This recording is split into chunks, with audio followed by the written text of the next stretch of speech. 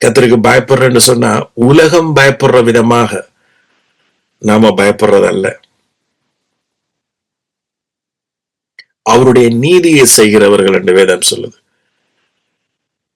அவருடைய நீதியை. ஆமென். சோ அப்படிப்பட்ட அந்த பயம் பாருங்க, ஆபிரகாம் தன்னுடைய மகனை பலியிட போனது அது கர்த்தருக்கு பயப்படுகிறது என்று வேதம் சொல்லு. ஆபிரகாம் தன்னுடைய ஒற்றைய பேரான குமாரனை பலியிட போனஸ் அது கர்த்தருக்கு பயப்படுன்னு சொல்லப்படுது. ஆனா புதிய உடன்படிக்கையில அது சொல்லப்படுது, வாக்குத்தத்தம் பண்ணினவர் தன்னுடைய மகனூடாகத்தான் சந்ததி பிறக்கும் என்று சொன்னவர் உண்மை உள்ளவர் என்கின்றத அவன் நம்பினதுதான் அவனுடைய தேவ பக்தி. சோ அதனால ஆபிரகாம் சொன்னான், அப்படி சொன்னவர் என்னுடைய மகனை திரும்ப எனக்கு பாவனையாக பெற்று தருவார் என்கின்ற நம்பிக்கை ஆபிரகாமுக்கு இருந்தது. இப்படிப்பட்ட பக்தியை ஒவ்வொருவரிடத்திலையும் கர்த்தர் எதிர்பார்க்கிறார். ஆமென். சோ நீங்களும் அவரை நம்புவதுதான் தேவ பக்தி. அப்படி அந்த பக்தியை தகப்பனே இங்க இருக்கிற ஒவ்வொருவரும் கொடுங்க. சோ அதற்கு நேராக எங்களை நீங்க வழி நடத்துங்க. நன்றி இயேசுவே. தகப்பனே உங்களுக்கு நன்றி செலுத்துகிறோம். ஆவியோடும் உண்மையோடும் உங்களை ஆராதிக்கத்தக்கதாக எங்களை நீங்க இந்த இடத்துல வச்சுக்கிறதுக்காய் நன்றி. எங்களுடைய ஆத்மாவுக்கு நீங்க தந்த செழிப்புக்காக நன்றி செலுத்துகிறோம். உலகத்தில் இருக்கிற சந்தோஷம் எங்களுக்குள்ள இல்லாம கிறிஸ்துவனுடைய சந்தோஷம் எங்களுக்குள்ள வந்ததற்காக நன்றி செலுத்துகிறோம். கிறிஸ்துவனுடைய சமாதானம் எங்களுக்குள்ள வந்ததற்காக நன்றி. நன்றி இயேசுவே. தகப்பனே உங்களுக்கு நன்றி. போன கிழமை சொன்னது போல நாம் ஒவ்வொருவருக்கு ஒருவர் அவயங்களா இருக்கிறோம். அப்படித்தான் வசனம் சொல்லுது, ஒருவருக்கொருவர் அவயங்கள்.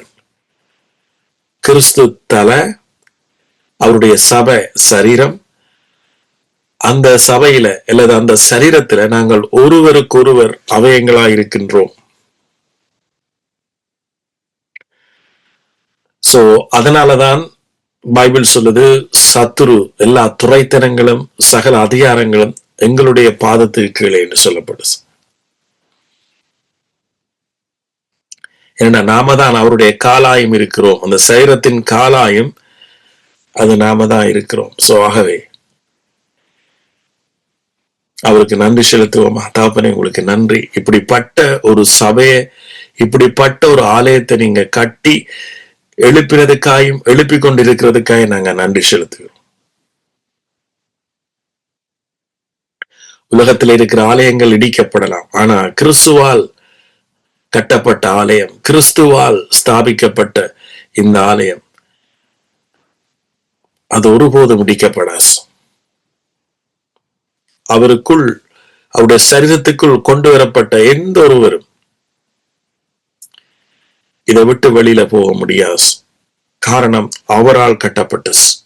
அது அவரால் நிலை நீக்கும், அவரால் விஸ்தரிக்கப்படும், அவரால் கட்டியெழுப்பப்படும், அவரால் பராமரிக்கப்படும், அவரால் நேசிக்கப்படும், அவரால் ரட்சிக்கப்படும், அவரால் விடுதலையாகும். சகலதும் இந்த சரீரத்துக்குள்ள நடந்துட்டே இருக்கிறது. அதனாலதான் சொல்லப்படுது, சரீர பிரகாரமாக கிறிஸ்துவுக்குள் சரீர பிரகாரமாக எல்லாம்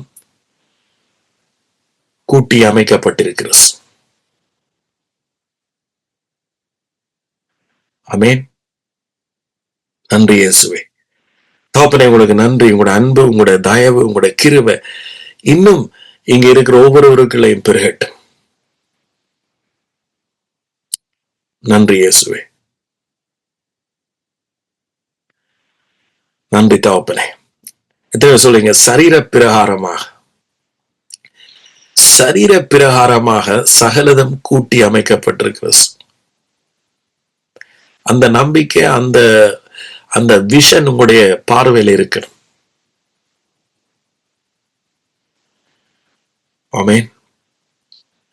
கர்த்தருடைய சபை அல்லது அவருடைய ஆலயம் அல்லது அவருடைய சர்ச் அல்லது அவருடைய சரீரம் என்றா அந்த விஷன், அந்த பார்வை அல்லது அந்த நோக்கு உங்களிடத்தில் இருக்கணும்.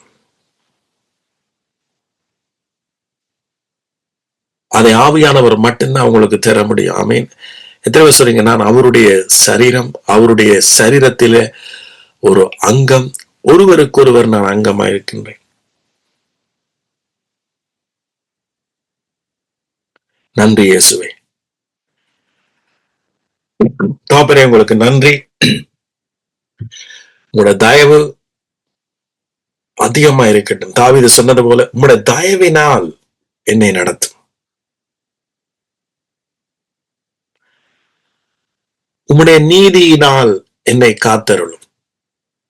உம்முடைய நீதியினால் என்னை காத்துக்கொள்ளும். சோ அதே போல நீங்க உங்களோட வாழ்க்கையில நீங்க சிந்திக்கிற சிந்தனை, இப்படியான சிந்தனை உங்களோட வாழ்க்கையில நித்தமும் இருக்கட்டும். உங்களுடைய தயவினால், உங்களுடைய நீதியினால், உங்களுடைய கிருபையினால், உங்களுடைய அன்பினால். நன்றி இயேசுவே, நன்றி. சோ இப்படி இருக்கிற பொழுதுதான் எங்களோட வாழ்க்கையில அவரோட நெருங்கியதான ஒரு உறவு உண்டாகும். போன கிழமை அதையும் சொல்லியிருந்தேன், நெருங்கிய உறவு. சில வேளை எங்க இடத்துல எல்லா நம்பிக்கை, எல்லா விசுவாசம், ஆண்டவரை என்னை ஆசீர்வதிக்கணும், இப்படி எல்லாம் இருக்கும். ஆனா அந்த நெருங்கிய உறவு, அந்நியோன்யம் சிலவள் இருக்கா.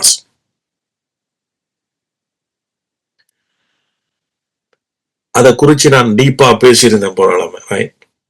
அந்த அந்நியோன்யமான ஒரு உறவு, அதான் இப்ப சில வேளை எங்களோட வாழ்க்கையில எவ்வளவு விசுவாசம், எவ்வளவு நம்பிக்கை, எவ்வளவு இருந்தாலும் கூட சில வேளை ஒரு சந்தேகங்கள் அல்லது சஞ்சலங்கள் இப்படியா வர்ற பொழுதுதான் நாம் என்ன செய்யணும், அவரோட நாம பேசணும், தகப்பனோட. ஏனென்றா அவர் நமக்கு செவி கொடுக்கிறவர் என்று அறிந்திருக்கிறோம், அல்லது அவர் நமக்காக யாவையும் சிறுவேளை செய்து முடிச்சிருக்கிறார் என்று அறிந்திருக்கிறோம்.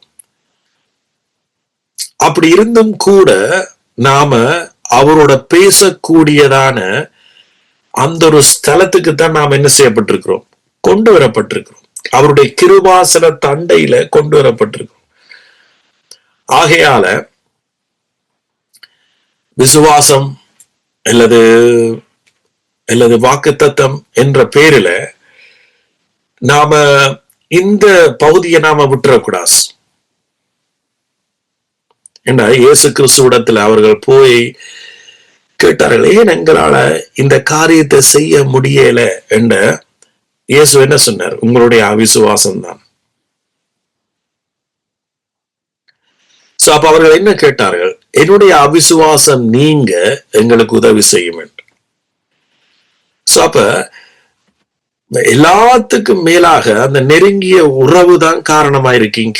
அப்ப நாம பழைய உடன்படிக்கையின்படி வாழ்ந்த காலத்துல நாம ஜெபிக்க தெரியாம எவ்வளவோ நேரத்தை செலவழிச்சு, எவ்வளவோ நம்முடைய மாம்சத்தை அர்ப்பணிச்சு, எவ்வளவோ நாம அலம்பக்கூடாத அலம்பல் மூலமாக, நம்முடைய கிரியைகள் மூலமாக நாம ஜெபிச்சோம். ஆனா புதிய உடன்படிக்கையில நாம அப்பா பிள்ளை என்ற உறவுக்குள்ள அவர் கொண்டு வந்திருக்கார். ஆமேன். அது மட்டுமல்ல, ஒரே ஆவியாக நாம இணைக்கப்பட்டு அவருடைய வாழ்க்கையை நாம பகிர்ந்து கொள்ளக்கூடிய அளவுக்கு அவருடைய நீதியை, அவருடைய பரிசுத்தத்தை, அவருடைய ஞானத்தை, அவருடைய ரட்சிப்பை, அவருடைய மீட்புக்களை, அவருடைய வெற்றிகளை எல்லாத்தையும் பகிர்ந்து கொள்ளக்கூடிய அளவுக்கு நாம நித்திய ஜீவனை பெற்றிருக்கிறோம். ஆகவே இந்த உறவு என்கின்றது மிக முக்கியமானது. அதுக்குள்ளதான் கர்த்தர் இப்ப உங்களை என்ன செய்ய போறார், உண்ட கட்ட விரும்புறார். ஆமேன். எவர்களோட பேச முதல் அவரோட பேசுங்க. ஆமேன்.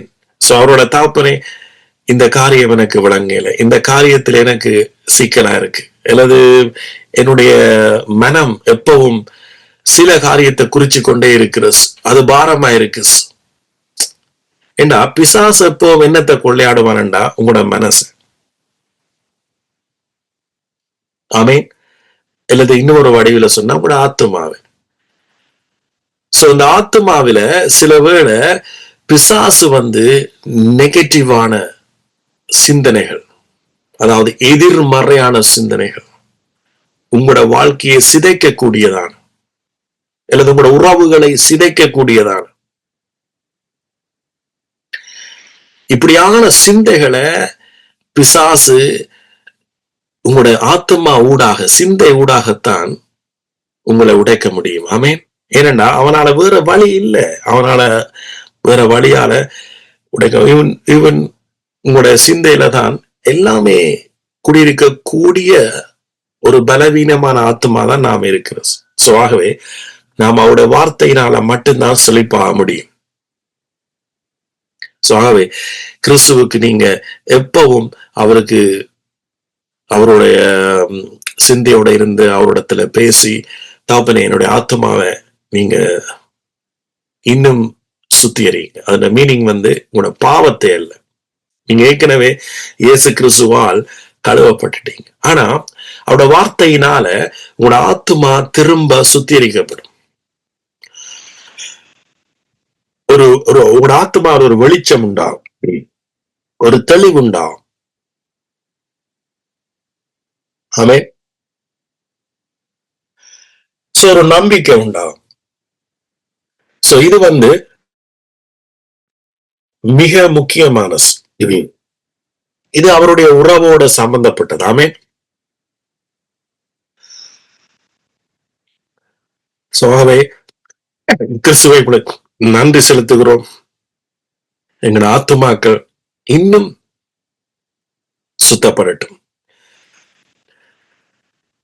அது எப்படி சுத்தப்படும்? அவருடைய வார்த்தையினால மட்டும், கிருபையின் சத்தியத்தினால மட்டும்தான். நன்றி இயேசுவே. எல்லா துதி, எல்லா கனம், எல்லா மகிமையும் உங்கள் ஒருவருக்கே செலுத்துகிறோம் இயேசுவின் மூலமாய். நன்றி.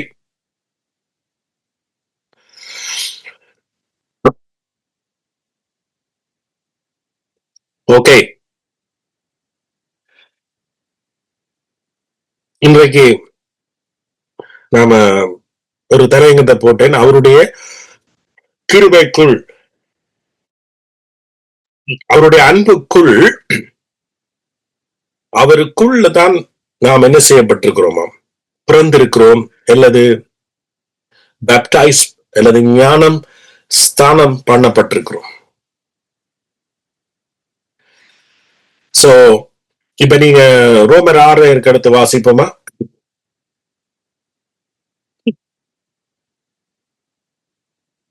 ரோமர் 6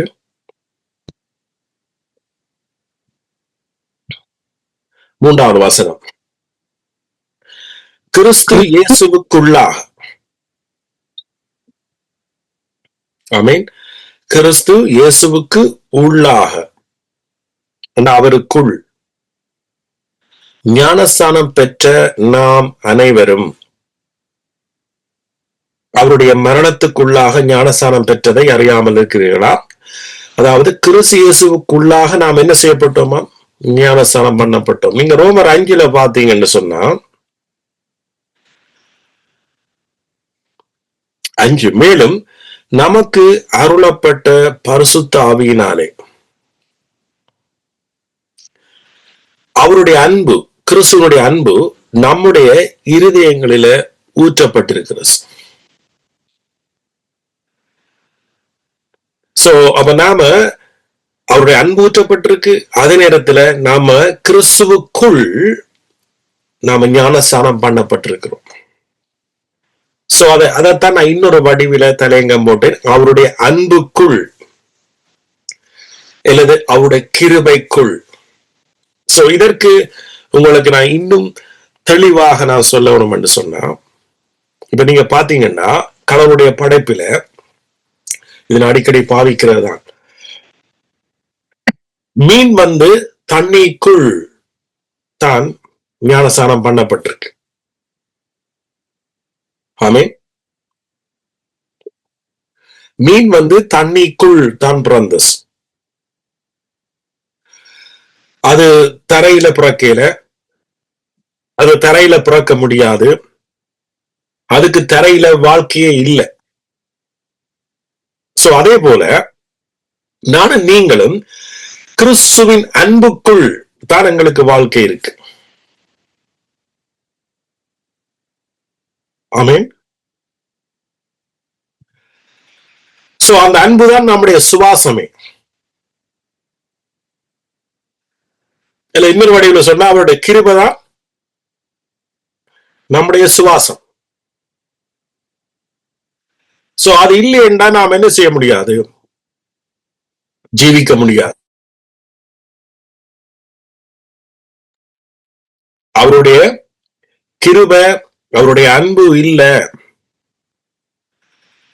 என்றா மனுஷனுக்கு வாழ்க்கை இல்லை. சோ அப்ப அவர் மனுஷனை படைக்கே ஏதேன் தோட்டத்துக்குள் அவருடைய அன்புக்குள், அவருடைய கிருபைக்குள், அல்லது மனுஷனுடைய ஆசீர்வாதத்துக்குள், அல்லது கடவுளுக்குள் தான் அவரை படைச்சு. என்ன நாம அவருடைய அன்பில இருந்து அல்லது அவருடைய கிருபையில இருந்து வாழும்படியா.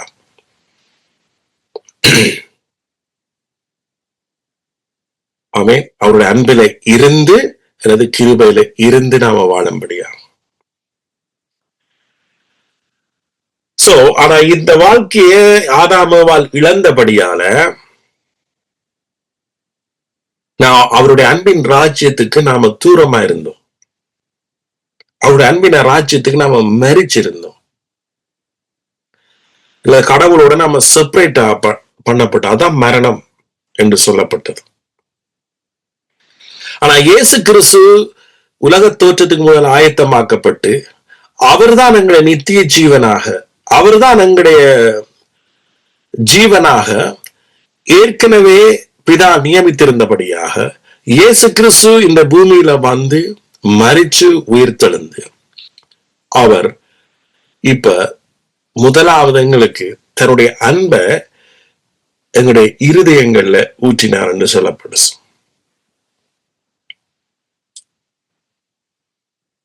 ஆமென். என்னத்தை ஊற்றினார்? அவருடைய அன்பை அப்படியே ஊற்றினார் எங்களுக்கு. சோ கொலோசியர் 1:13 சொல்லப்படுது, அவருடைய அன்பின் ராஜ்யத்துக்குள் நாம் என்ன செய்யப்பட்டோமா? உட்படுத்தப்பட்டோம். அவருடைய அன்பின் ராஜ்யத்துக்குள். சோ இவைகள் எல்லாமே நாம திரும்ப திரும்ப திரும்ப அறியணும். சொல்லுங்க பாப்போம். எங்களோட வாழ்க்கையில நம்பிக்கைகள் பெருகும்படியா. ஆமே, எங்களோட வாழ்க்கையில இந்த இருளான இந்த உலகத்துல, இந்த உலகத்தில் இருக்கிற மக்களுக்கு இந்த நம்பிக்கை தெரியாது. உலகத்தில் இருக்கிற மக்களுக்கு இந்த சத்தியம் தெரியாது. உலகத்தில் இருக்கிற மக்களுக்கு இந்த விஷன் தெரியாது. கடவுளுடைய விஷன், தரிசனம் என்ன, அவருடைய தரிசனம் எப்படி இயேசு கிறிஸ்து மூலமாய் நிறைவேற்றப்பட்டிருக்கு. நாங்க அந்த தரிசனத்துக்குள் கொண்டு வரப்பட்டிருக்கிறோம் என்கின்ற இந்த உண்மை உலகத்துல இருக்கிறவர்களுக்கு தெரியாது. இவன் அநேக கிறிஸ்தவர்கள் இயேசுவை நம்பினாலும் அது நல்ல விஷயம், அவர்கள் நம்புறது. மற்றவர்களை விட அவர்கள் பரவாயில்லை, ஏதோ இயேசுவை நம்புறார். இப்ப நாங்கள் கூட இயேசுவை எல்லாரும் நாம் பிசாசும் கூட கடவுள் ஒருவர் இருக்கிறார் என்று நம்புது என்றுதான் சொல்லப்படுது பைபிள். ஆனா அவருடைய தரிசனம் அல்லது அவருடைய சித்தம் அல்லது அவருடைய வழிக்கு பிசாசு மறந்திரும்பாஸ். அப்படிதான் பைபிள் சொல்லு. ஆனா நானும் நீங்களும் அவருடைய தரிசனத்துக்குள் அவருடைய அன்புக்குள் தான் நீங்க நீந்த வேண்டும் என்பதுதான் அவருடைய சித்தம். மீன் எப்படி தண்ணிக்குள்ளதான் அவருடைய வாழ்க்கை முழுவதும் இருக்கிறோ, அதே போல நாம் அவருடைய அன்பு, அவருடைய கிருபைக்குள் இப்ப கொண்டு வரப்பட்டிருக்கிறோம். அதுக்குள்ளதான் நாம நீந்தி கொண்டிருக்கிறோம். நம்முடைய ஜீவன் ஓடிக்கொண்டிருக்கிறது. ஆமென். அப்ப நம்முடைய சுவாசமே கிறிஸ்து நம்மையில வச்ச அன்புதான். இதுதான் இங்க நான் ஹைலைட் உங்களுக்கு நான் சொல்ல விரும்புறேன். உங்களுடைய பிரீத் என்ன? அவருடைய லவ், ஹிஸ் லவ், அவர் உங்கள் மேல வச்ச அன்பு. அதான் இந்த ஜோவான் தெளிவாக பல இடங்களில மிகவும் டீப்பாக எழுதியிருக்கிறார். அவருடைய அன்பில் நிலைச்சிருங்க. ஆமென். யாருடைய அன்பில? கிறிஸ்துவின் அன்பில.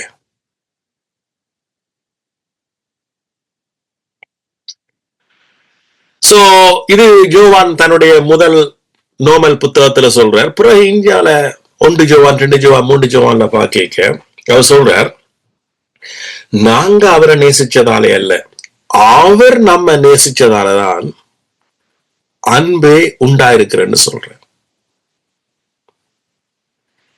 அப்ப எவ்வளவு தூரம் நாம நேசிக்கப்பட்டிருக்கிறோம், எவ்வளவு தூரம் நாம அந்த அன்புக்குள்ளேயே சுவாசிக்கிறோம். எவ்வளவு தூரம் அவரோட அன்பை நாம கேட்டுக்கொண்டே இருக்கலாம். அப்ப அன்பை கேட்டத்தான் நீங்க சுவாசிக்கலாம். சும்மா நாம இருந்து கொண்டு அன்பை சுவாசிக்கிறோம் என்று சொல்லலாம். பைபிளையே படிக்காம, அவரோட வார்த்தையை படிக்காம நாம அவருடைய அன்பைத்தான் சுவாசிக்கிறோம்.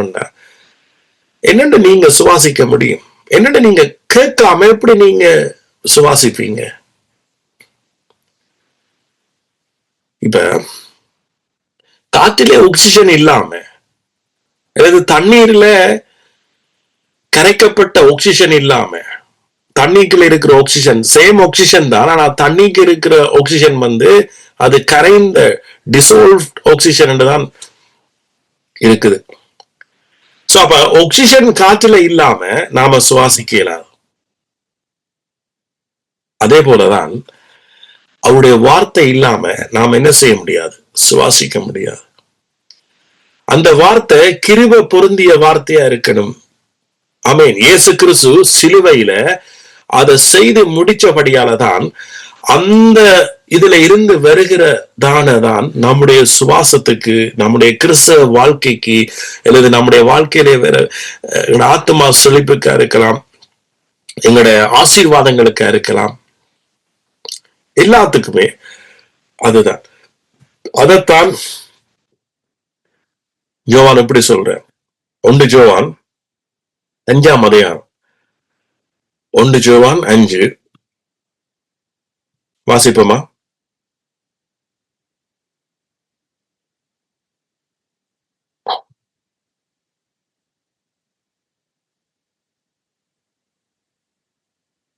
பைரொண்ட பாருங்க. தேவன் நமக்கு நித்திய ஜீவனை தந்திருக்கிறார். ஆமென். அந்த ஜீவன் அவருடைய குமாரனில் இருக்கிறதே அந்த சாட்சியாம். குமாரனை உடையவன், அடுத்த வசனமும் குமாரனை உடையவன் ஜீவனை உடையவன். தேவனுடைய குமாரன் இல்லாதவன் ஜீவன் இல்லாதவன். அடுத்த வசனம், உங்களுக்கு நித்திய ஜீவன் உண்டென்று நீங்கள் அறியவும் தேவகுமாரனுடைய நாமத்தின் மேல் நீங்கள் விசுவாசமாய் இருக்கவும், தேவகுமாரனுடைய நாமத்தின் மேல் விசுவாசமாய் இருக்கிற உங்களுக்கு இவைகளை எழுதுகிறேன். ஆமென். இப்ப ஜோவான் இந்த பிளாக் அண்ட் ஒயிட்டா இந்த ஆணி அடிச்சது போல சொல்றார், தேவனுடைய குமாரனத்தில் தேவன் நமக்கு நித்திய ஜீவனை தந்திருக்கிறார்.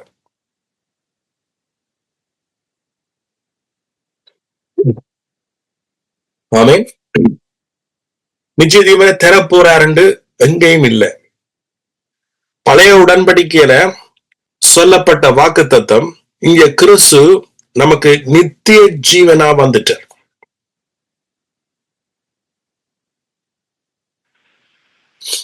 சோ அதே ஜோவான் சொல்றார் 17ஆம் அதிகாரத்துல, ஜோவான் 17ல அவரை அறிவதே நித்திய ஜீவன்.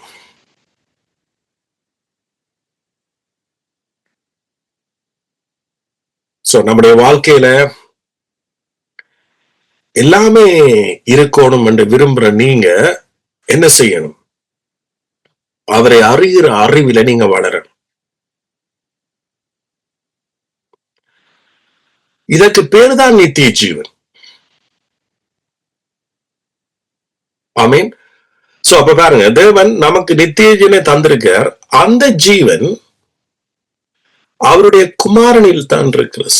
பாருங்க, இயேசு எங்களுக்கு போதுமானவராய் இருக்கிறார் என்று சொல்றோம். அதைத்தான் பவுல் இன்னொரு வடிவங்கள்ல சொல்றார். அவர் எங்களுக்கு பரிசுத்தமாயிருக்கிறார், அவர் எங்களுக்கு நீதியாயிருக்கிறார், அவர் எங்களுக்கு மீட்பாயிருக்கிறார், அவர் எங்களுக்கு ரட்சிப்பா இருக்கிறார் அல்லது விடுதலையா இருக்கிறார்.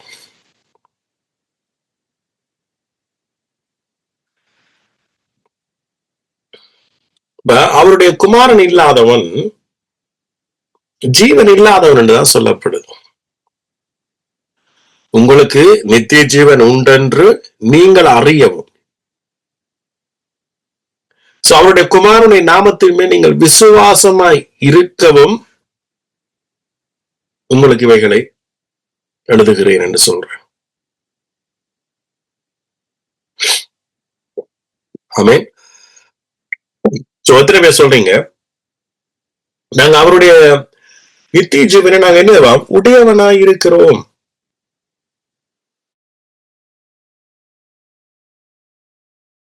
அவருடைய நித்திய ஜீவன் நாங்க இப்ப பெற்றிருக்கிறோம். அதுல நாம வாழ கற்றுக்கொள்ளணும்.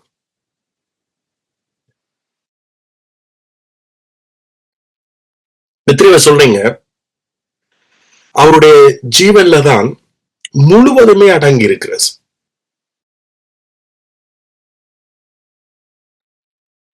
சகலதும் அவருடைய ஜீவன்ல தான் அடங்கி இருக்கு.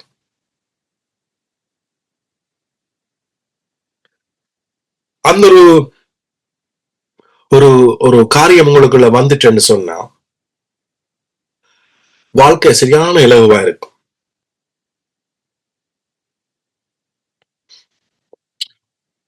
ஆமீன். இப்ப முன்னேற காலம் நாங்க இவன் இப்பவும் கூட கனவேர் நித்திய ஜீவன் என்பது நாங்க பரலோகத்துக்கு போய் பெற போற ஒரு காரியமா நினைக்கிற காலம்.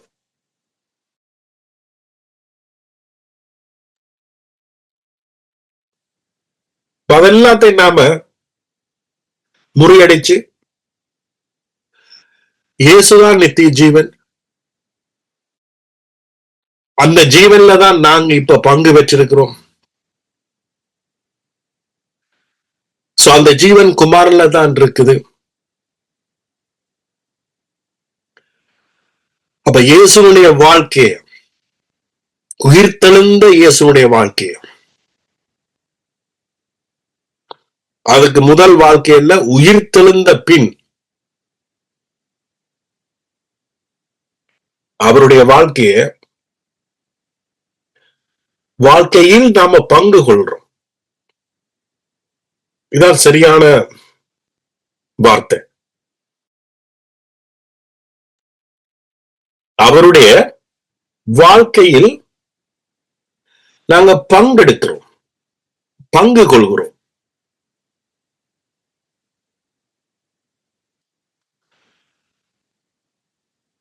இது இப்படி சொல்ல, இந்த பங்கு கொள்றோம் எனக்கு என்ன ஞாபகம் வருதுன்னா, இயேசு கிறிஸ்து சிலுவையில எங்களுக்காக எல்லாத்தையும் இழந்தார். கடைசியாக அவரிடத்துல இருந்த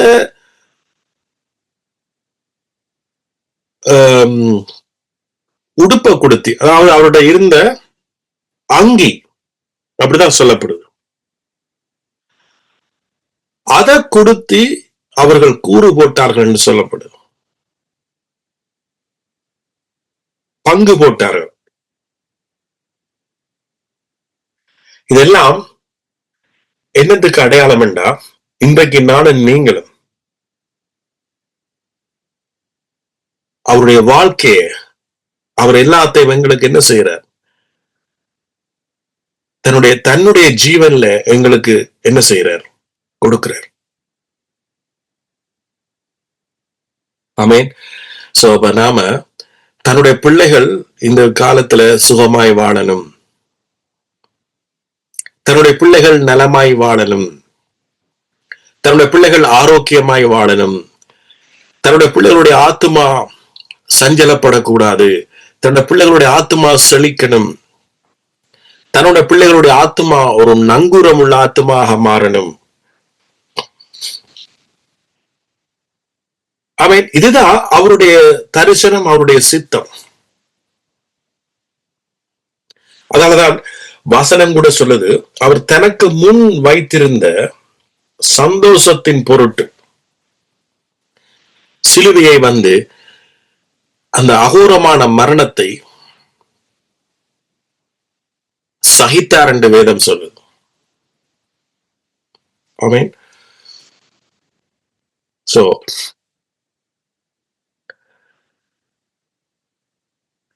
என்ன செய்யப்பட்டோம், நாம அவருடைய அன்புக்குள் கொண்டு வரப்பட்டோம், அவருடைய கிருபைக்குள் கொண்டு வரப்பட்டோம்.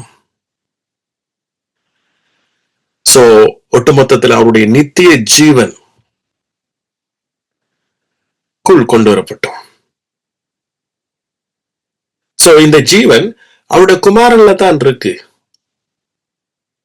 அதான் பவுல் வந்து இந்த வடிவில் சொல்றார், நான் கிறிஸ்துவோட சிலுவையில் அறையப்பட்டேன், நான் அல்ல கிறிஸ்துவே எனக்குள் பிழைச்சிருக்கிறார். நான் இனி மாம்சத்தால் பிழைப்பதோ அல்லது எனக்காக அன்பு கூர்ந்து தன்னைத்தாமே இருந்த, நமக்காக இருந்த குமாரனை பற்றும் விசுவாசத்தால் பிழைத்திருக்கிறேன் என்கின்றார். சோ மாம்சத்தால் பிழைக்கிறதோ, அப்ப இங்க நீங்க கவனிக்க வேண்டிய ஒரு விஷயம் என்ன தெரியுமா, மாம்சத்தால் பிழைக்கிறதோ என்ற ஒரு கேள்வி கேட்கிறார். அப்ப இதுல இருந்து தெரியுது, உலகம் இன்னைக்கு மாம்சத்தால் தான் பிழைக்கிறது.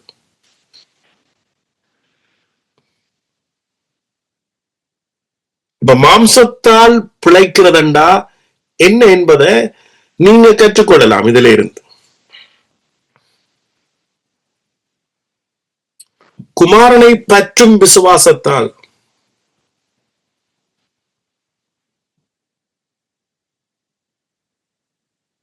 குமாரன்ல இருந்துதான் நமக்கு ஜீவன். ஏன்னா நான் கிறிஸ்துவோட சிலுவையில் அறையப்பட்டுட்டேன். காரணம் மாம்சத்தால் பிழைக்காதபடிக்கு இருக்கும்படிக்கு.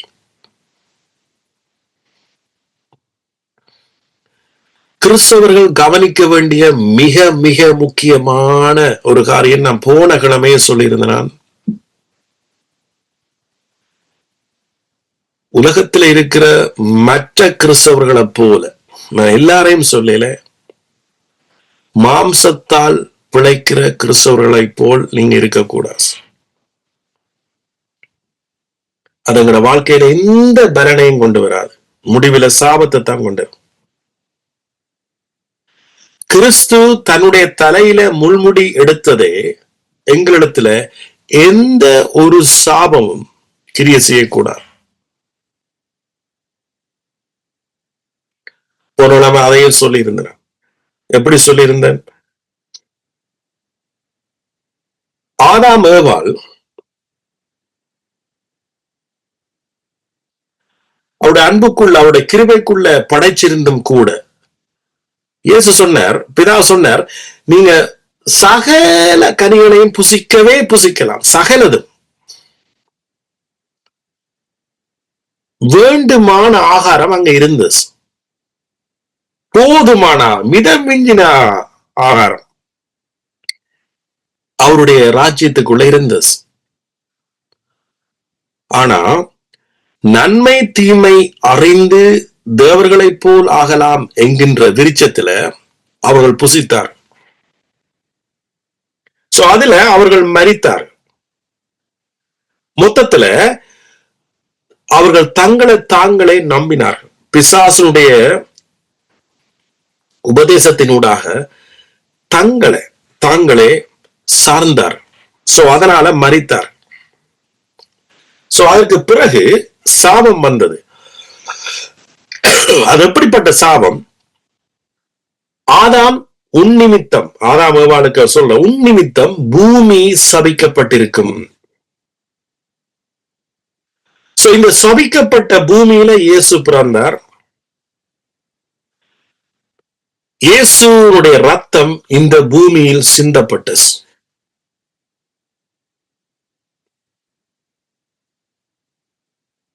சோ அதனால கிறிஸ்துவுக்குள், அதான் லேவியராமத்துல சொன்னார், நீ கால் மிதிக்கிற எந்த தேசத்தையும் நீ என்ன செய்வாய்? சுதந்திரிச்சு கொள்வாய் என்ற அர்த்தம் நான் கால் மிதிக்கிற தேசத்தை ஆண்டவர் எனக்கு தெர்றன்னு சொல்லல, தேசம் எங்களுக்கு ஆசீர்வாதமாய் மாறும். நீ இருக்கிற பூமி உனக்கு ஆசீர்வாதமாய் மாறும். காரணம், சாபம் நீக்கப்பட்டது. நாம் எல்லாரும் எங்களை பிதாதையார் செய்த சாபம் நீக்கப்பட்டதுன்னு சொல்றோம். அது 100% உண்மை, அதுவும் தேவை. அதே நேரம் சபிக்கப்பட்ட பூமி நமக்கு ஆசீர்வாதமாய் மாற்றப்பட்டிருக்கு என்கின்றதான இந்த நம்பிக்கை உங்களோட வாழ்க்கையில இனி பிறக்கணும்.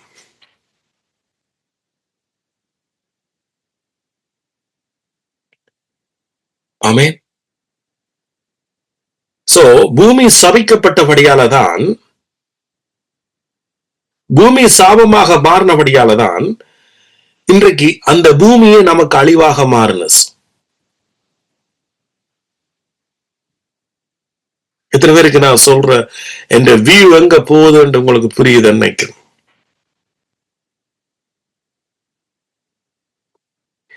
கடவுளால படைக்கப்பட்டதான பூமியே மனுஷனுக்கு அழிவா மாறுதே, பூமி அதிர்ச்சி உண்டாகுதே.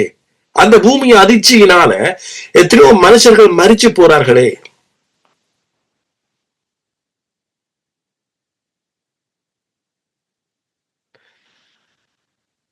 ஆனா நாம இந்த விசுவாசத்துக்குள்ள நாம கடந்து போய்க்க, இயேசுவின் ரத்தம் இந்த பூமியில அது பெற்றுக்கொண்டதுனால, இயேசுவின் ரத்தத்தை இந்த பூமி பெற்றுக்கொண்டுச்சு.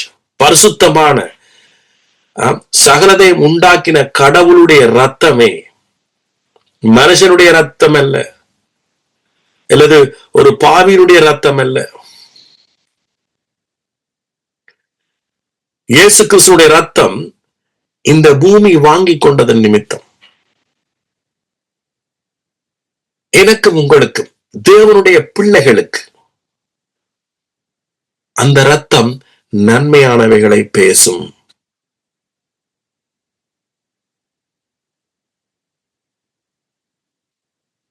ஆமென்.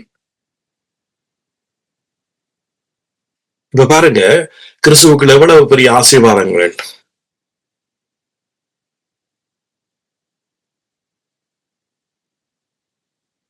எவ்வளவு ஆசீர்வாதங்கள் இருக்கு. இதெல்லாம் நாம அறியணும். அறிய அறிய அறிய ஆசீர்வாதம் பெருசு.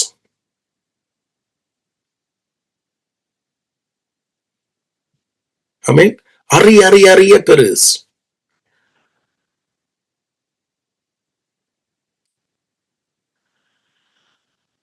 ஆபேலுடைய ரத்தம் என்ன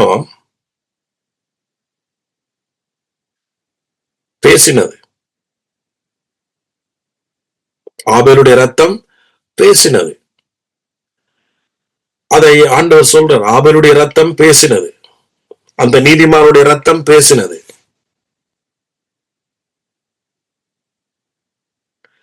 அது தன்னுடைய குமாரனை, தன்னுடைய சகோதரனை பழி வாங்கும் என்று பேசல. பைபிள் சொல்லுது அது நன்மையானதைத்தான் பேசினேன். நீதிமான எப்பவும் பாருங்க, நன்மையானதைத்தான் பேசுவான். யார் உங்களுக்கு தீங்கு செய்தாலும்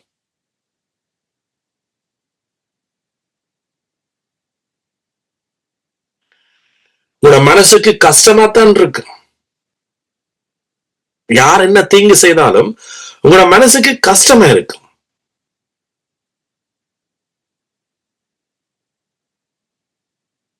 ஆனா நீதிமான் நன்மையை பேசுவான். ஆமென். அப்ப பாருங்க, தேவான் மரிக்கைக்கு அவன் நன்மையானதான் பேசினான். இவர்களை மன்னியும், இவர்கள் செய்யறது தெரியாம செய்யறான். அதே போல ஆபேல் நன்மையானதை பேசினான். என் சகோதரன் தெரியாம என்ன கொலை செய்யறான், அவன் நீதியின் வழி அவன் புரியல. விசுவாசத்தினாலதான் நீதி வரும் என்றதை அவன் புரியல. அதனால அவன் என்ன கொலை செய்துட்டான். அதே போல இயேசு உலக இரட்சகர் என்பதை இஸ்ரவேல் மக்கள் புரியல, ஜூதர்கள் புரியல. அதனால் அவர்கள் கொலை செய்தார்கள். ஆனா இயேசு எல்லாரையும் மன்னிச்சார், உலகத்துல சகலரையும் மன்னிச்சார். அதான் பைபிள் சொல்லுது, அவர் நீதியா இருக்கிறது போல நீங்க நீதியா இருக்கிறீங்க, நீதி செய்கிறவன் அவனால் பிறந்தவன் என்பதை அறிகிறோம். யாரு? நீதி செய்கிறவன்.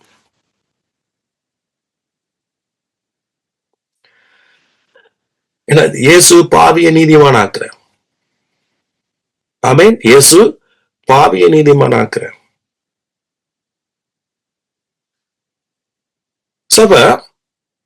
இங்க பாத்தீங்கன்னா ரத்தம் என்ன செய்யுது? நன்மை. அப்ப இயேசுன்ற ரத்தம் எவ்வளவு நன்மையை பேசும் என்று எபிரேயர் புத்தகத்தில் சொல்ற. ஆபேலுடைய ரத்தமே நன்மையானவளை பேசிச்சென்னா இயேசுன்ற ரத்தம், இயேசுட ரத்தம் இருக்கும் மட்டும், திரும்ப சொல்றேன், இயேசுன்ற ரத்தம் இருக்கும் மட்டும்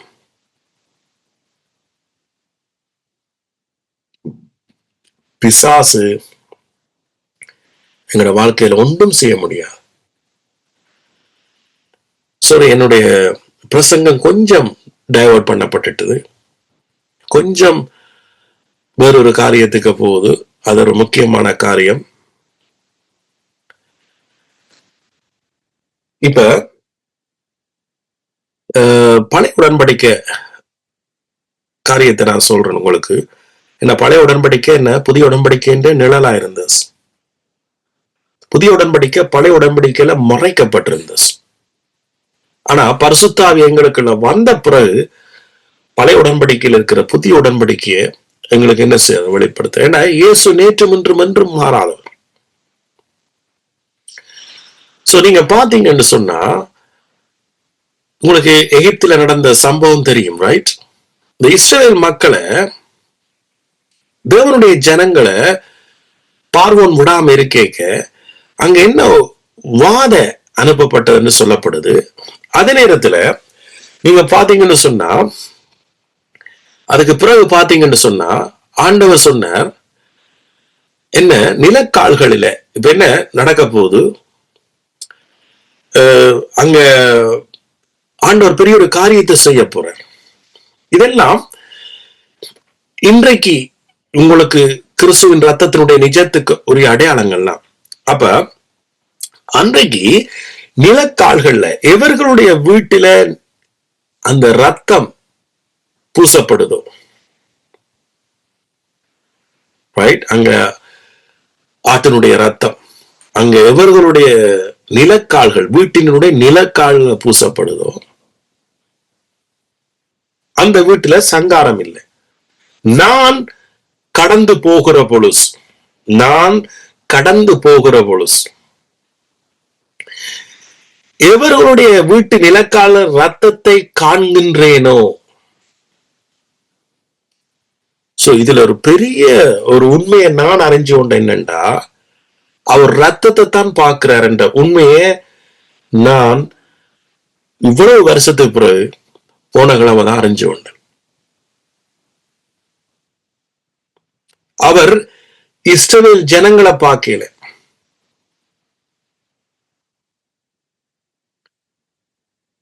அவர் யார பார்க்கிறாராம்?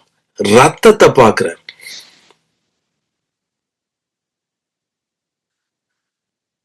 ஆமென். எந்த வீட்டுல நான் ரத்தத்தை காண்கிறேனோ அந்த வீட்டுல சங்காரம் இல்லை என்றா, பிசாசனுடைய காரியங்கள், வாதை இல்லை. மற்ற எல்லாருக்கும் என்ன உண்டாச்சாம்? வாதைகளினால், சங்காரத்தினால் மிச்ச எல்லாரும் அழிக்கப்பட்டார்.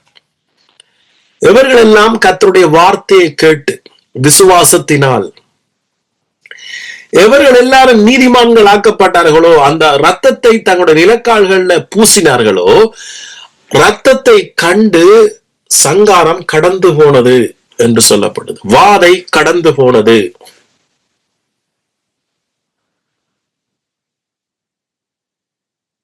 மற்றது அவர்களுடைய வீடுகள்ல மட்டும் என்ன உண்டானதாம்?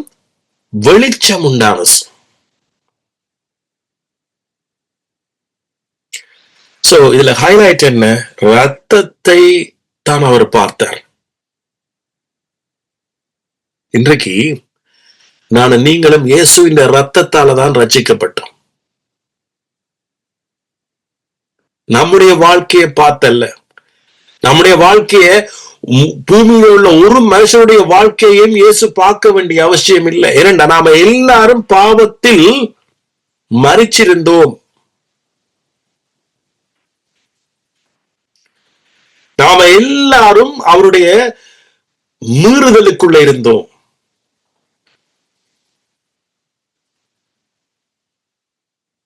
எல்லாரும் பாவம் செய்து தேவ மகிமை அற்றவர்களாயிருந்தோம். ரோமர் 3.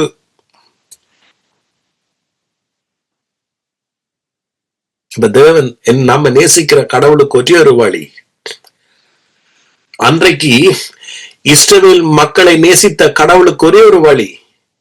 எப்படி என்னுடைய ஜனங்களை பார்வோனிடத்திலிருந்து மீட்டுக் கொள்ளலாம், எப்படி என்னுடைய ஜனங்களுக்கு மட்டும் ஒரு ஆசீர்வாதத்தை கொடுக்கலாம்.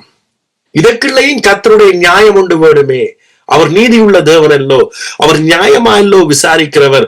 அப்ப என்ன வழியை செய்தாருண்டா, ஆட்டுக்குட்டியானவரோட ரத்தத்தை சொன்னார். எவர்கள் எல்லாம் பூசுறீங்களோ அங்க என்ன தேவை? விசுவாசம் தேவை.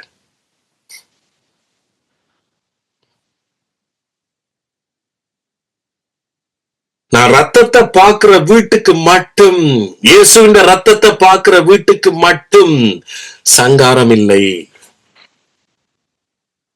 அப்ப சிந்திச்சு பாருங்க, அவரோட நீதி உள்ள தேவன். நம்முடைய பாவத்துக்காக நம்ம சரி கட்டினார்டா பூமியில ஒருவரும் இருக்கலாஸ்.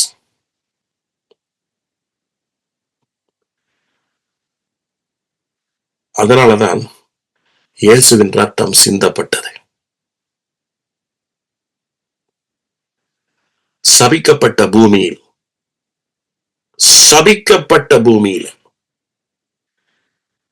சாபத்தை பெற்றுக்கொண்ட எங்களுக்கும், சபிக்கப்பட்ட பூமிக்கும், பாவத்தில பிறந்த எங்களுக்கும், சபிக்கப்பட்ட பூமியிலையும் மத்தியில,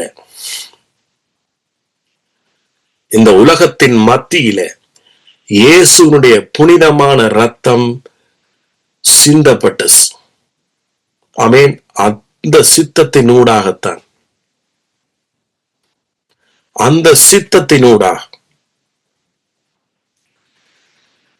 பாவியாகிய நாங்க, சபிக்கப்பட்ட நாங்க, சபிக்கப்பட்ட பூமியில ஆசீர்வாதத்துக்குள், கிறிஸ்துவின் அன்புக்குள், அவருடைய கிருபைக்குள், அவருடைய ராஜ்யத்துக்குள் கொண்டு வரப்பட்டோம்.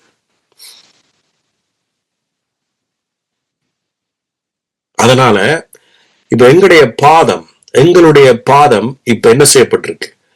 மாற்றப்பட்டிருக்கு.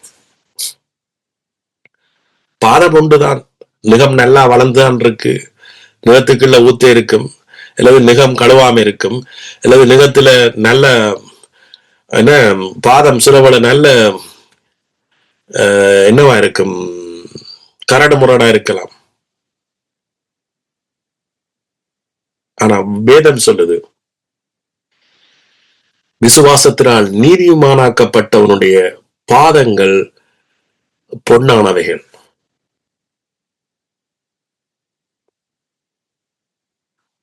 ஆமென். ஏன்னா இந்த விசுவாசம் இருக்கேக்க, விசுவாசத்தினால் நீதிமான் பிழைப்பான். ஆமென்.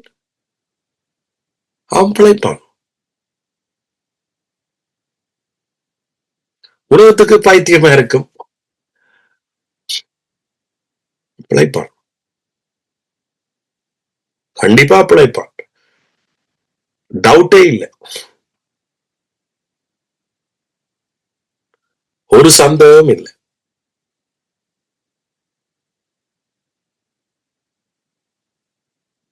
இதுக்காகத்தான் பைபிளே சொல்லுது, ரோமர் 8,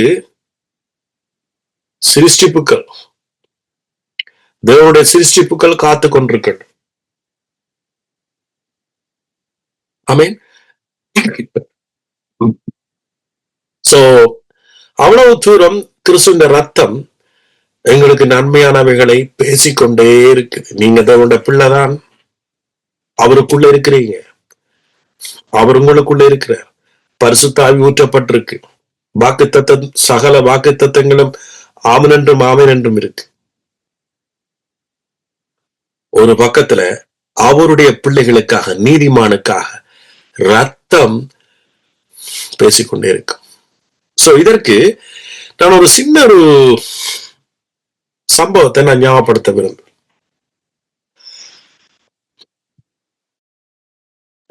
தேவனால் நீதிமானாக்கப்பட்டவனுடைய பாக்கியம் எவ்வளவு பெருசென்றது.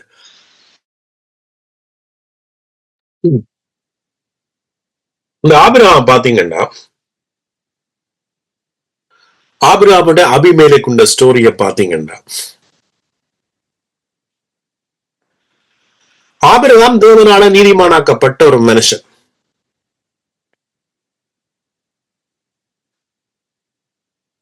சோ அவன் தன்னுடைய கிரியையினால நீதிமானாக்கப்படையில பைபிள் தெளிவா சொல்லுது. அவன் விசுவாசத்தால் நீதிமானாக்கப்பட்டவன். சோ அவன் விசுவாசத்தால் நீதிமானாக்கப்பட்டதுக்கு காரணம் அவர்தான். அதே போல இன்றைக்கு நீங்க நீதிமான் என்று விசுவாசிக்கிறதுக்கு காரணம் அவர்தான். ஆபிரகாம் விசுவாசத்தால் நீதிமானாக்கப்பட்டான். ஆனா ஆபிரகாம் தான் சில சிக்கல்களுக்குள்ள மாட்டப்பட்டான். நீங்க பாத்தீங்கன்னா, பயத்துல தன்னுடைய மனைவிய சகோதரி என்று சொன்னான். பிறகு அதுல கணக்க ஸ்டோரிகள். இந்த அபிமேலைக்கு பாத்தீங்கன்னா, அபிமேலைக்கு ஒரு இப்ப எங்களை மனுஷ பார்வையில அபிமேலைக்கு மிஸ்டேக் செய்யாட்டிக்கும், ஆபிரகாம் தான் இங்க உலக ரீதியில தவறு செய்திருக்கிறார். ஆனாலும் ப்ரொடெக்ஷன் யாருக்கு இருந்தது? பாதுகாப்பு யாருக்கு இருந்தது? தேவன் யாற்ற பக்கம் நின்றார்?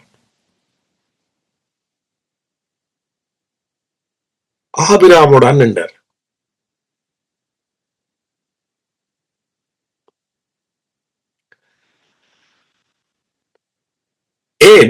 ஏன் ஆண்டவர் இதுக்குள்ள மனுஷனுடைய முறைமையின்படி நியாயம் தீர்க்கலாஸ்.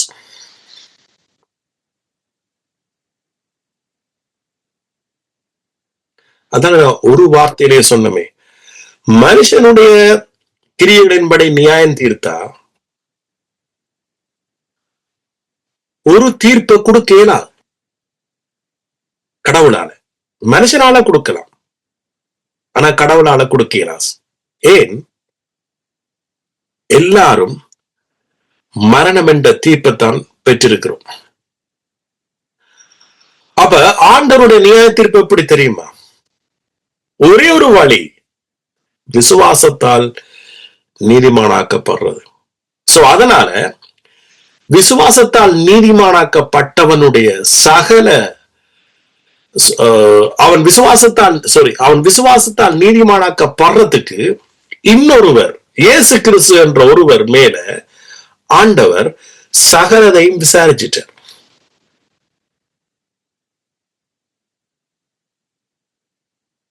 சகலதை. இப்ப என்ன எடுத்துக்கொண்டா, என்னுடைய ஒவ்வொரு தப்புக்கும் உரிய விசாரணை,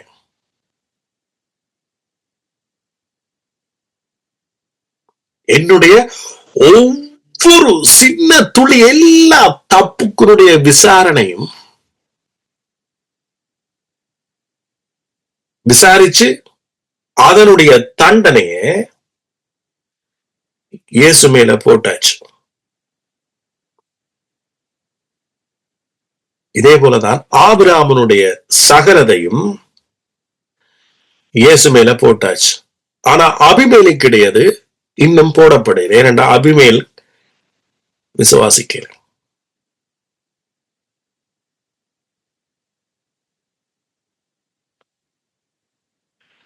ஆண்டவர் ஆபிரகாமுக்கு மட்டுமா அல்லது எனக்கு மட்டுமா அல்லது உங்களுக்கு மட்டுமா சிலுவையில மரிச்சார்? உலகத்தில் இருக்கிற ஒவ்வொருவருக்கும்.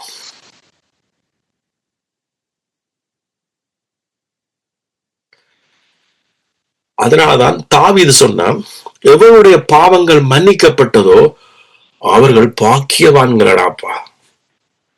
ஏன்? அவர்களுடைய வாழ்க்கையில ஆசீர்வாதம் மட்டும்தான் நிலைக்க போஸ். கிறிஸ்துவால வந்த ஆசீர்வாதம். ஆபிரகாமுக்கும் அதேதான் நடந்தது. சிந்திச்சு பாருங்க. இன்னைக்கு உலகத்துல நாங்களும் இருக்கிறோம். விசுவாசத்தால் நீதிமானாக்கப்பட்டது. விசுவாசத்தால் நீதிமானாக்கப்படாத ஜனங்களும் இருக்கிறாங்க. ஆனா எங்கட வாழ்க்கையில எப்பவும் இயேசுவின் ரத்தம் பரிந்து பேசிக்கொண்டே இருக்கு.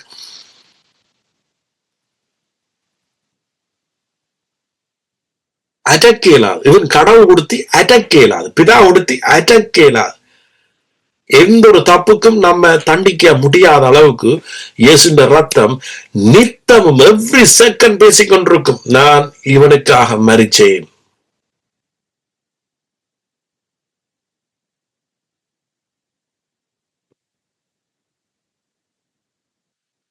ஆனா உலகத்தில் இருக்கிற மக்களுக்கு இந்த பரிந்து பேசுற ரத்தம் அவர்களுடைய இருதயத்திலேயோ அவர்களுடைய மனசிலேயோ அவருடைய வீட்டு நிலக்காலிலேயோ ஒன்றிலையும் இல்லவே இல்லை.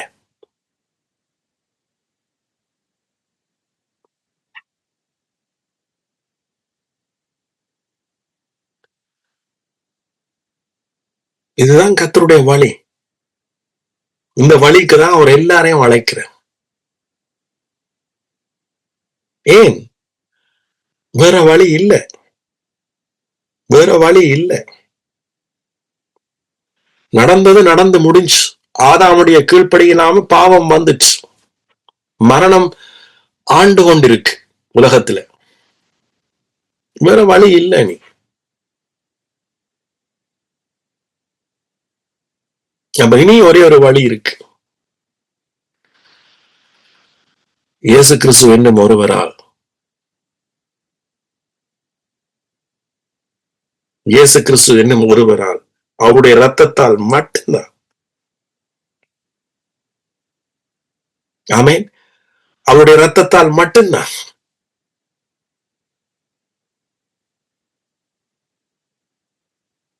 அந்த ரத்தம் மட்டும்தான் பறந்து பேசுது இப்ப.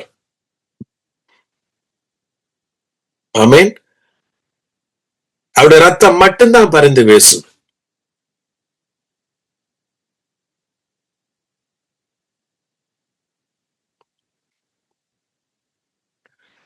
ஆமென். தொட முடியாது, தொட முடியாது. இப்ப பாவத்தால, சாபத்தால, அல்லது தகப்பனுடைய காரியங்களோடாக எங்களோட வாழ்க்கையில அதனூடாக வந்த எந்த ஒரு காரியமும் எங்களை என்ன செய்ய முடியாது, தொட முடியாது. அந்த பிடி, அதனுடைய பிடி என்ன செய்யும், கலரும் என்று போன கிழமை நான் சொல்லியிருந்தேன். பிடி கலரும், அந்த கிரிப் கலரும். சிலர் சொல்லுவாங்க, என்ன பிடிச்சது போகுது இல்லையடாப்பா, உலகத்தில் இருக்க சொல்லுவாங்க. ஆனா நமக்கு அப்படி இருக்கக்கூடாது. மைண்ட்ல, எங்களோட மைண்ட்ல இனி என்ன பிறக்கணும், என்ன பிறக்கணும், எடே பிடி கலருமாவடாப்பா, பிடி கலருமாம். உங்களை பிடிச்சிருந்தது இனி கலருமாம், அது லூஸ் ஆகும். ஏன், நீங்க இன்னொண்ட பிடிக்க பிடிக்க, இன்னொரு உண்மையை பிடிக்க பிடிக்க, இன்னொரு சத்தியத்தை நீங்க பிடிக்க பிடிக்க, இன்னொரு உண்மையை, கிறிஸ்துவால இது கொடுக்கப்பட்ட உண்மை, ரைட்? மற்றது பிடி எல்லாம் கலரும். அது உங்களுக்கு இருக்கு, நீ பிடிக்காஸ். அது சும்மா பிடிச்சுதான் இருந்தஸ், உங்களை பயமுறுத்தினஸ். ஆனா அது லூசா. ஆமீன். அது விடுபட்டு போகும். அது நீடிக்காசு. நீ சொல்லும், அது நீடிக்காசு. இது உண்மை. அதானே நான் சொன்னேன், நித்திய ஜீவன் அவரை அறிகிற அறிவு. சும்மா எந்த ஒரு கிறிஸ்தவனும் எடுத்த உடனே, ஞானஸ்தானம் எடுத்த உடனே ஆசீர்வதிக்கப்பட்டது சரித்திரத்துல இல்லை. இங்கே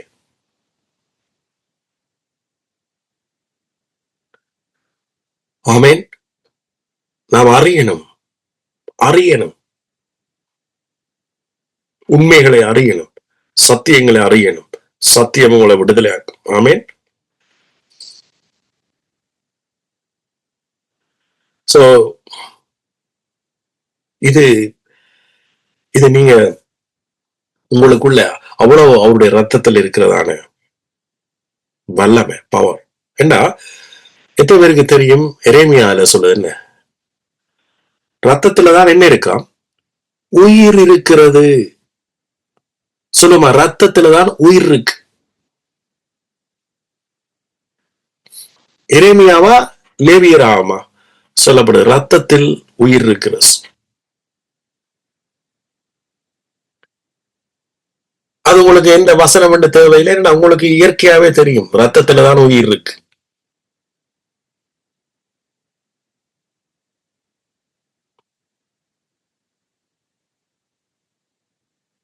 அந்த ரத்தம் பேசும்.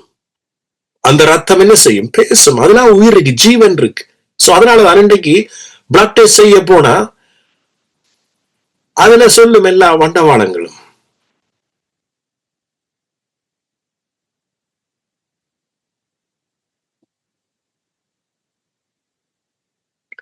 சோ ரத்தத்துல உயிர் இருக்கிற படியாலதான் எங்கட எங்கட சரீரங்கள்ல என்ன பிரச்சனை இருந்தாலும்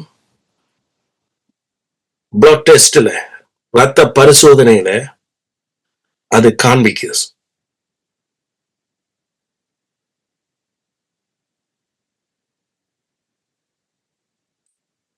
சிலர் நீங்க இதுல சில வெளிப்பாடுகள் எடுத்துக்கொள்வீங்க. இன்னைக்கு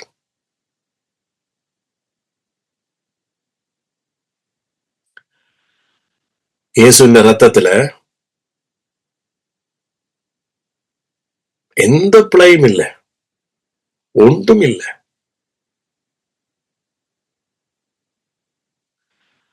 சோ இப்ப அவருடைய ஒரு ஒரு மாற்று சிகிச்சை வாழ்க்கையில நடந்திருக்கு. பைபிளின் படி, சத்தியத்தின்படி விசுவாசிக்கிறவர்களுக்கு. ஆமென். சோ இப்ப இயேசுவின் ஜீவன் நமக்கு என்ன செய்யப்பட்டிருக்கு, கொடுக்கப்பட்டிருக்கு. இயேசுவின் ஜீவன் நமக்கு கொடுக்கப்பட்டிருக்கு. ஆகவே நம்முடைய நம்பிக்கை, நம்முடைய ரத்தமும் கூட என்னவாகணும்? சுத்தமாகணும். நம்முடைய ரத்தமும் கூட சுத்தமாகணும்.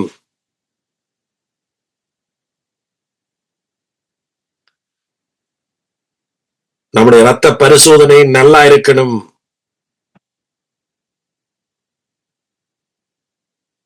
ஆமென்.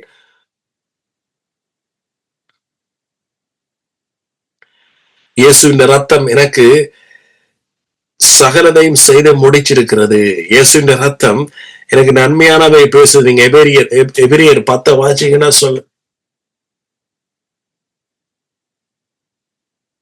அது என்னை குற்ற மனச்சாட்சியில் இருந்து, குற்ற உணர்வில இருந்து என்ன செய்யப்பட்டிருக்கான்? அது என்ன விடுதலை ஆக்கியிருக்கு. ஆமென்.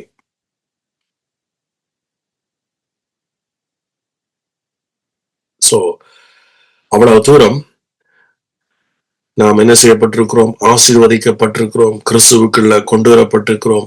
கிறிஸ்துவின் ரத்தத்தால்.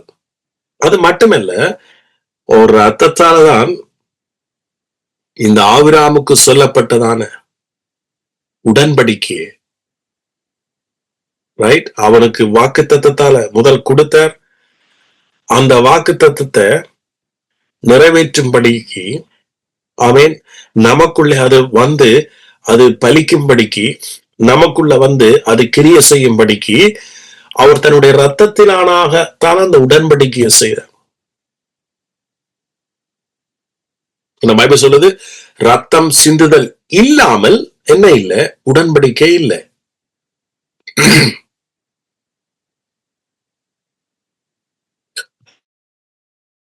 சோ அப்ப அதனால அவருடைய ரத்தத்தால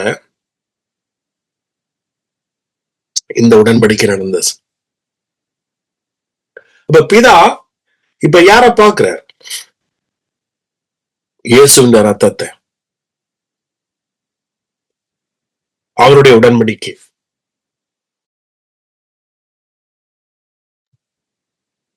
ஆமென்.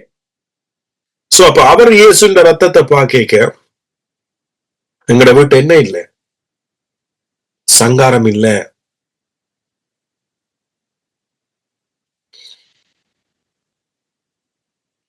ஆமென்.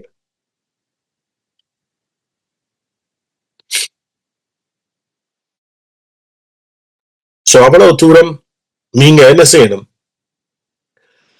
நீங்க அவர் மேல நோக்கமா இருக்கு. இதைத்தான் பவுல் சொல்லுகிறார். அடுத்து வாசிப்போமா? எபிரியர் 12.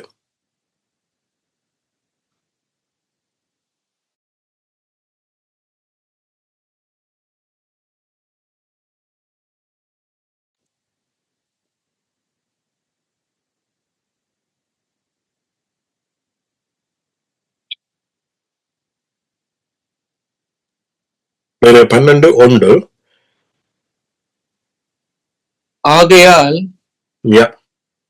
மேகம் போன்ற இத்தனை திரளான சாட்சிகள் நம்மை சூழ்ந்து கொண்டிருக்க, பாரமான யாவற்றையும் நம்மை சுற்றி நெருங்கி நிற்கிற பாவத்தையும் தள்ளிவிட்டு, விசுவாசத்தை துவக்குகிறவரும் முடிக்கிறவருமாயிருக்கிற இயேசுவை நோக்கி நமக்கு நியமித்திருக்கிற ஓட்டத்தில் பொறுமையோட ஓட கடவோம். ஆமென். ஆமென். சோ இங்க ஆண்டவர் சொல்றா, நீங்க நோக்கி அவரை நோக்கி. சோ இத நோக்கிக்கு நமக்கு என்ன உண்டாகுது? விசுவாசம் உண்டாகுது. இந்த வசனம் ஸ்டார்ட் பண்ணீங்க ஆகையால் என்று சொல்றாரு. ஆகையால் அப்ப நீங்க அதுக்கு முதல் அதிகாரம் என்ன? எபிரியர் 11. அதுல விசுவாசத்தால் எல்லாரும் நச்சாட்சி பெற்றார்கள் என்றுதான் சொல்லப்படுது. நீங்க அந்த எபிரேயர் 11 வாய்ச்சி பாருங்க. விசுவாசத்தால் நோவா நீதியை சுதந்தரிச்சான். விசுவாசத்தால் உலகங்கள் உண்டாக்கப்பட்டது. விசுவாசத்தால் ஆபிரகாம் நீதிமானாக்கப்பட்டான். விசுவாசத்தால் ஏனோக் மரணத்தை காணாதபடி எடுத்துக்கொள்ளப்பட்டான். விசுவாசத்தால் சாராலும் கற்பம் செத்திருந்தும் அவள் கற்பம் தரிக்கப்பட்டாள். விசுவாசத்தால் ராகேத் அவள் ஒரு வேசியா இருந்தும் கூட அவள் நீதிமானாக்கப்பட்டாள். விசுவாசத்தால் என்று சொல்லப்பட்டு கொண்டே வந்துச்சு.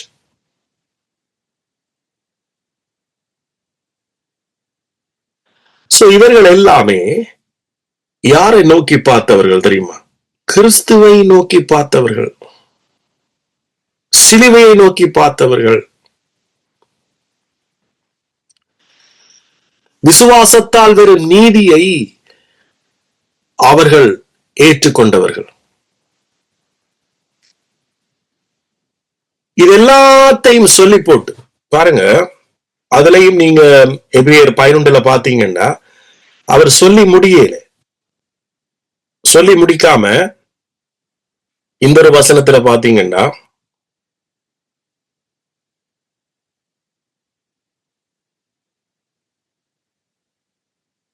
இந்த வசனம் வேண்டா,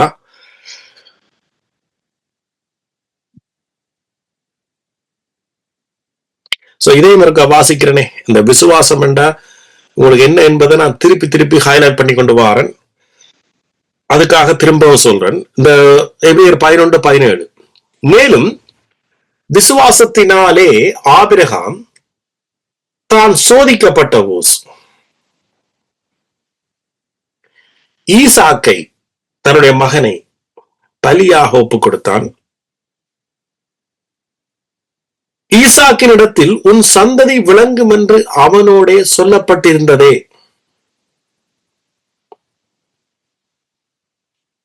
இப்படிப்பட்ட வாக்குத்தத்தங்களை பெற்றவன் மரித்தோரிலிருந்து எழுப்ப தேவன் வல்லவராய் இருக்கிறார் என்று எண்ணி தனக்கு ஒரே பேரான குமாரனையே பலியாக ஒப்புக் கொடுத்தான். சோ அதனால மரித்தோரில் இருந்து அவனை பாவனையாக திரும்பவும் பெற்றுக்கொண்டான்.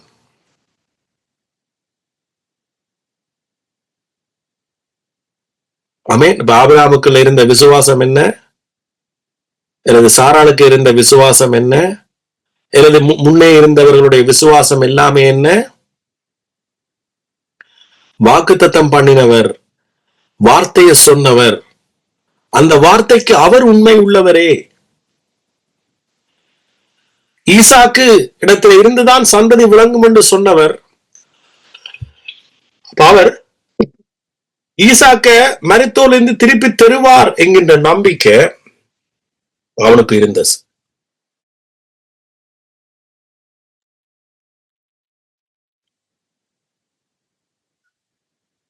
பாருங்க, இந்த நம்பிக்கை ஆபிரகாமுக்கு இந்த நம்பிக்கை இருந்தது. பாருங்க, இப்ப ஈசாக்கு பிறக்க முதலே அவனுக்குள்ள ஒரு கொஞ்சத்துளை நம்பிக்கை இருந்தது. ஆண்டவர் சொன்னாலும் செய்வார். ஆனா அதே போல ஈசாக்கு ஆண்டவர் செய்யற அதே போல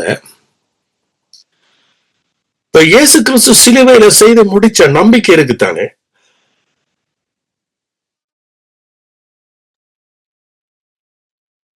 இயேசு கிறிஸ்துவோட வியாதிகளை அடியோட குணப்படுத்திட்டார் என்ற நம்பிக்கை இருக்குத்தானே. இது உங்களோட வாழ்க்கையில வந்து கடந்து வர்றதுக்கு காலம் இனி என்ன செய்யாது, தாமதிக்காது. எத்தனை பேர் நீங்க அதை நம்புறீங்க? அதை நம்பி நீங்க அதுக்கேற்றபடி நீங்க எத்தனை பேர் அதன்படி வாழ்றீங்க, அதன்படி சிந்திக்கிறீங்க?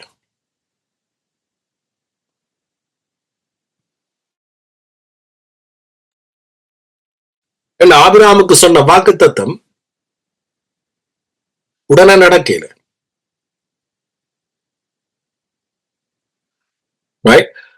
அதே போல இப்ப பாருங்க இந்த வசனத்தை 22வது வசனம்.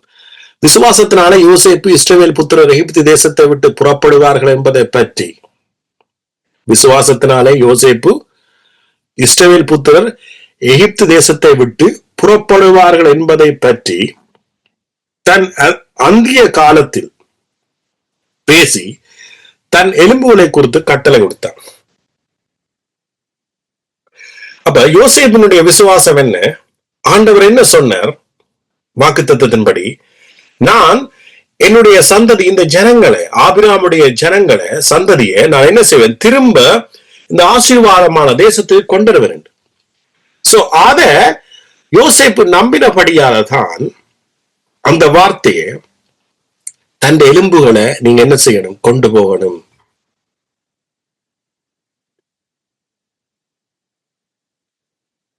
இவர்கள் தான் விசுவாசம் மனிதர்கள்.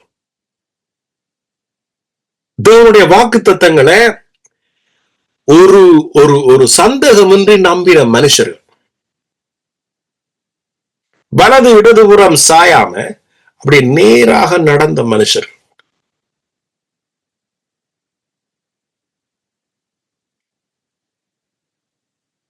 ஆமென்.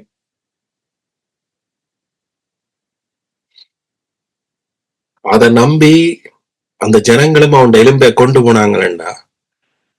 இதுதான் வாழ்க்கை. இதுதான் கிறிஸ்துவுக்குள்ள வாழ்க்கை. இதுதான் நம்பிக்கை. இதுதான் அவருக்கு பயப்படுகிற பயம். இதுதான் தேவ பக்தி. ஆமென்.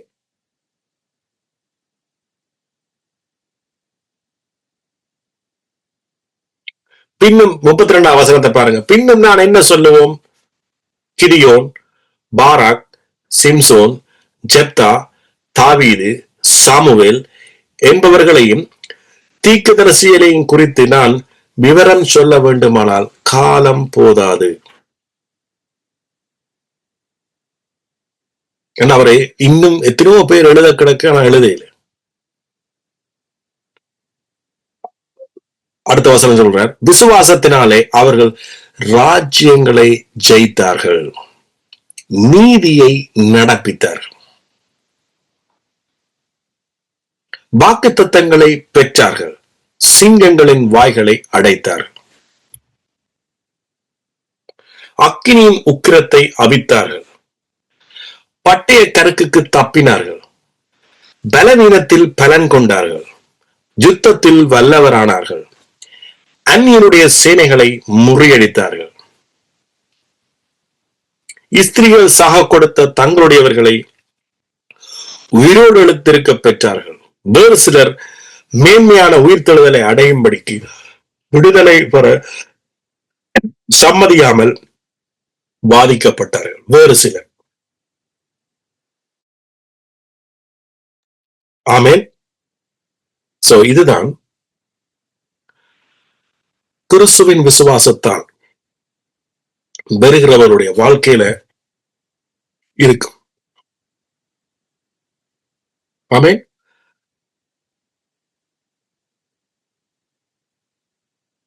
சோ இன்றைக்கு நமக்கு என்ன வடிவில சாத்தான் அல்லது இருளின் துறைத்திறங்கள், அதிகாரங்கள், அந்தகாரத்தில் உள்ள லோகாதிபதிகள், ஏண்டா இந்த உலகம் அப்படி இருள இருக்கு. சோ என்ன வடிவில வருதுண்டா, அது பல வடிவில வரலாம். ரைட்? சோ அதுக்கு ஒரே ஒரு நம்பிக்கை, விசுவாசம் எங்களுக்குள்ள இருந்தா போதும்.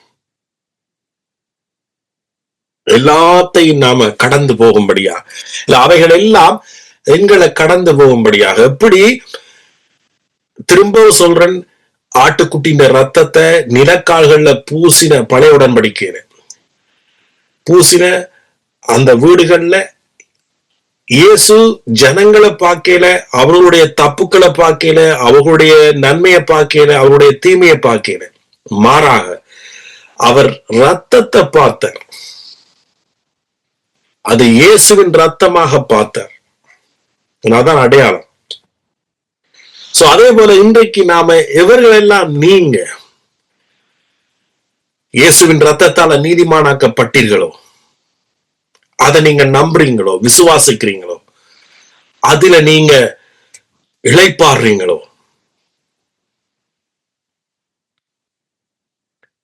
சிந்திச்சு பாருங்க. எல்லாமே உங்களை கடந்துதான் போகும்.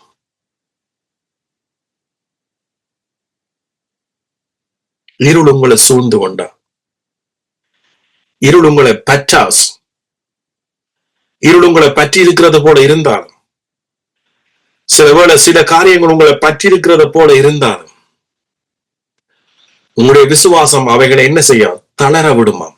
அது அப்படியே அதனுடைய பிடியை விட்டு அது உங்களை விட்டு நீங்கி போகும்.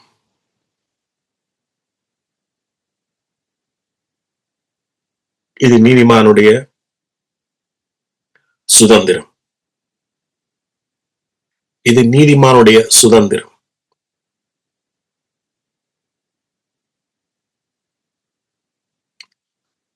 ஆமென். சொல்லுவா, நீதிமானுடைய சுதந்திரம். இது என்னுடைய சுதந்திரம். இது என்னுடைய சுதந்திரம். விசுவாசத்தால் நீதிமானாக்கப்பட்ட மனுஷனுடைய சுதந்திரம், பாக்கியம்.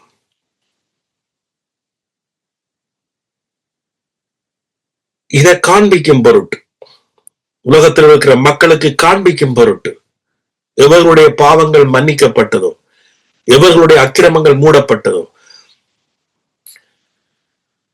அவர்கள் பாக்கியவான்கள். ஆமென். ஆகவே என்னுடைய வாழ்க்கை கிறிஸ்துவின் ரத்தத்தில் இருக்கு. என்னுடைய வாழ்க்கை கிறிஸ்துவின் மரணத்தில் இருக்கு. அவருடைய உயிர்த்தெழுதல் இருக்கு. என்னுடைய வாழ்க்கை, என்னுடைய ஜீவன், என்னுடைய ஆசீர்வாதம், என்னுடைய பலன், என்னுடைய ஆரோக்கியம், என்னுடைய சந்தோஷம், சமாதானம் எல்லாமே கிறிஸ்துவுக்குள்ள இருக்கிறது. நன்றி இயேசுவே. தகப்பனே, உங்களுக்கு நன்றி செலுத்துகிறோம். உங்களுடைய ரத்தத்துக்காக நன்றி, உங்களுடைய கிருபைக்காய் நன்றி, உங்களுடைய நீதிக்காய் நன்றி. ஆமென். கம்யூனியன் எடுக்க போறோம். அதுக்கு ஒரு வசனத்தை நான் சொல்ல வாஞ்சிக்கிறேன். ஆமென். ஜோவான்,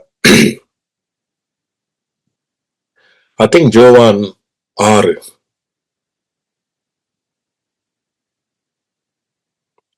இந்த ஜோவான் 6ல தான் இந்த ஒரு அற்புதம் நீங்க வாசிப்பீங்க. இப்போ அல்லது அநேக செய்திகள்ல கேட்பீங்க. அவரை பின்தொடர்ந்து திரளான ஜனங்கள் வந்தார். இயேசுவை பின்தொடர்ந்து திரளான ஜனங்கள் வந்தார்கள். அப்ப அந்த இடத்துல அவர் சொல்றார், இவர்கள் சும்மா விடக்கூடாது, இவர்கள் சோர்ந்து போவார்கள். ஆகவே இவர்களுக்கு நாம என்ன செய்யணும்? ஆகாரம் கொடுத்து அனுப்பணும். அப்பதான் சீசர்கள் சொன்னார், இந்த வனாந்தரத்துல இவ்வளவு பேரையும்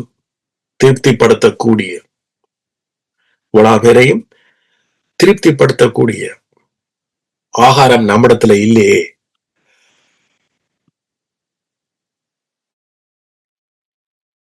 இவர்களை திருப்திப்படுத்துறதுக்கு நாங்கள் எங்க போக முடியும்? எங்க போய் வாங்க முடியும்?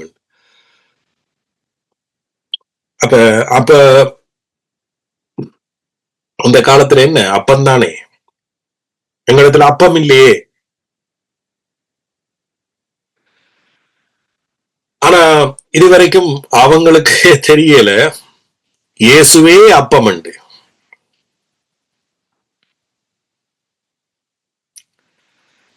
ஜீவாப்பம் நானே. ரைட்? அவரிடத்திலே நின்று நாம் என்ன செய்யறோம்? இவர்களுக்கு திருப்திப்படுத்த எங்களிடத்துல இல்லையே. சோ அப்ப இயேசு சொன்னார், பந்திருங்க. அது என்னவா இருந்ததாம்? மிகுந்த புல்லுள்ளதா இருந்துச்சு. சோ அப்ப எனக்கு ஆண்டவர் வெளிப்படுத்தினார் 23, நான் உங்களை புல்லுள்ள இடங்களிலே மேய்ப்பேன். இப்ப இயேசு அவர்கள் உட்கார சொன்ன இடம் புல்லுள்ள, மிகுந்த புல்லுள்ள என்று எழுதப்பட்டிருக்கு. ஏன் இது எழுதணும்? மிகுந்த புல்லுள்ள இடம், இதெல்லாம் தேவையா? அவர் உட்கார பண்ணினது அது என்ன? மிகுந்த புல்லுள்ள. இது எல்லாமே அவருடைய ஜீவனுக்கு அறிகுறி. ஆமேன். சோ அப்ப கிறிஸ்துவுக்குள் நாம மிகுந்த புல்லுநிலத்துலதான் கொண்டு வரப்பட்டிருக்கிறோம். ஆமேன். சோ அப்ப இவர் உட்கார வச்சு அதை சோத்திரம் பண்ணி விட்டு கொடுக்கிறார். சோ அவர் என்ன சொல்ல வாராருங்க? நானே ஜீவாப்பம். என்னிடத்துல வருகிறோம், ஒரு நாளும் பசியாய் இரான், அவன் தாகமடையான். ஏன்னா அவ்வளவுக்கு அவருடைய ஆகாரம் என்னவா இருக்கும்? திருப்தியா இருக்கும். அவருடைய வார்த்தை எங்களுக்கு என்னவா இருக்கு? திருப்தியா இருக்கு. சோ அப்ப அவர் அவ்வளவு பேரையும் திருப்தியாக்கி மிச்சம் 12 கூடவரை எடுக்க சொன்னார். 12 கூடவே என்ன, அதுல வந்ததெல்லாம் புறஜாதி மக்களுக்கு இப்ப அவர் திருப்தியாக என்ன செய்யறார்? ஆகாரத்தை தருகிறார். ஆனா 12 கூட இஸ்ரவேல் மக்கள் இன்னும் அவரை என்ன செய்யல? ஏற்றுக்கொள்ள. அந்த 12 கோத்திரங்களும் இன்னும் ஏற்றுக்கொள்ள. அவர் சொன்னார், இதை மிகுதியா கவனமா கொண்டு போகும். சோ இப்படி எல்லாம் சொல்லி போட்டு தான் பிறகு சொல்றார், ஜீவாப்பம் நான். இதெல்லாத்தையும் செய்து போட்டுத்தான் சொல்றார், ஜீவாப்பம் நான். இந்த அப்பத்தை புசிக்காதவனுக்கு என்ன இல்லையா? ஜீவன் இல்லை. அதே அதிகாரத்துல அதே வசனத்தை சொல்றேன்.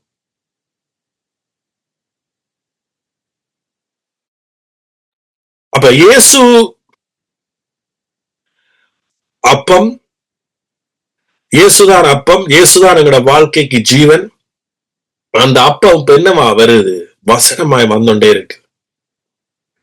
சோ அவருடைய வசனம் இல்லையேன்னா நமக்கு ஜீவன் இல்லை. ஆமென். சோ அவர் சிலுவையில அவர் மரிக்கிற அந்த ராத்திரியில அப்பத்தை எடுத்து, ரைட்? சோ இதான் கம்யூனியன். சோ கம்யூனியனை நாம எவ்வளவு தூரம் நாம நம்பணும் தெரியுமா?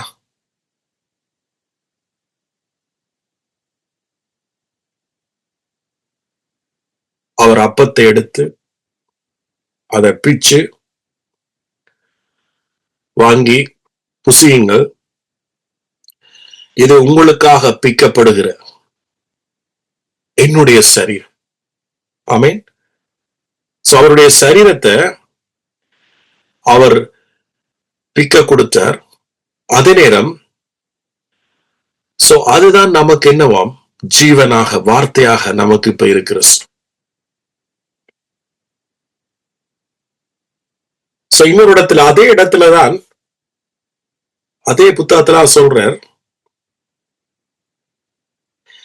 இந்த இந்த இந்த சுகத்தை குறிச்சு பேசிக்கு, என்ற மகள் விடுதலை ஆகணும் என்று கேட்க அவளுக்கு என்ன சொல்றார்? ஒரு கானானிய ஸ்திரீக்கு, பிள்ளைகளுடைய அப்பத்தை எடுத்து நான் நாய்க்குட்டிக்கு போடுறது சரியில்லையே. ஒருவனும் பிள்ளைகளுடைய அப்பத்தை எடுத்து நாய்க்குட்டிக்கு போட மாட்டானே. அப்ப அவள் ஒரு புறஜாதி, ரைட்? அவள் ஒரு புறஜாதி, அவள் இஸ்ரவேல் அல்ல. சோ அதனாலதான் அவர் அப்படி சொன்னார். ஏன்னா அந்த டைம்ல இஸ்ரவேல் எல்லாம் தேவனுடைய தெரிஞ்சு கொள்ளப்பட்டவர்கள். இப்ப நாம கிறிஸ்து மூலமாக எல்லாரும் தெரிஞ்சு கொள்ளப்பட்டோம். ஆனா அப்ப அதனாலதான் அப்படி சொன்ன. அப்ப அந்த கானானிய ஸ்திரீ சொன்னால், ஆம் உண்மைதான், பிள்ளைகளுடைய அப்பத்தை யாரும் நாய்க்குட்டிக்கு போட மாட்டார்கள். அப்ப அவள் என்ன சொன்னால் தெரியுமா? நாய்க்குட்டிகள் எஜமானுடைய மேஜையில் இருந்து வெறும் விழும் துணிக்கைகளை தின்னுமே, சாப்பிடுமே என்றார்.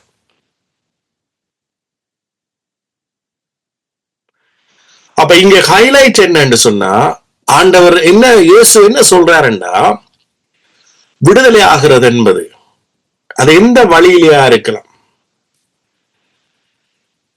நீங்க விடுதலை ஆகிறது எதில இருந்து நீங்க ஒரு விடுதலையை பெற்றுக்கொள்றது அல்லது ஒரு ரட்சிப்பை பெற்றுக்கொள்றது என்பது, இது ஒரு அப்பம், இது ஒரு ஒரு கடவுளுடைய சித்தம் அல்லது அவருடைய ஆசீர்வாதம் அல்லது அவருடைய அப்பம், அவருடைய வாழ்க்கை. ஆனா இவள் புரஜாதியா இருந்தும் கூட அவள் சொன்னால், இப்படி சொன்னபடியாலதான் அவர் சொன்னார், இஸ்ரவேலுக்கு இல்ல இப்படிப்பட்ட விசுவாசத்தை நான் காணவில்லை, நீ போ, உன்னுடைய மகள் சொஸ்தமானாள்.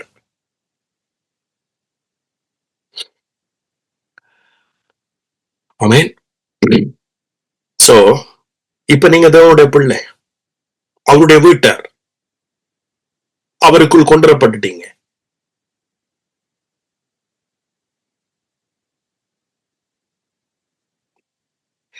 அவருடைய நித்திய ஜீவன்ல பங்கு பெற்றிருக்கிறீங்க.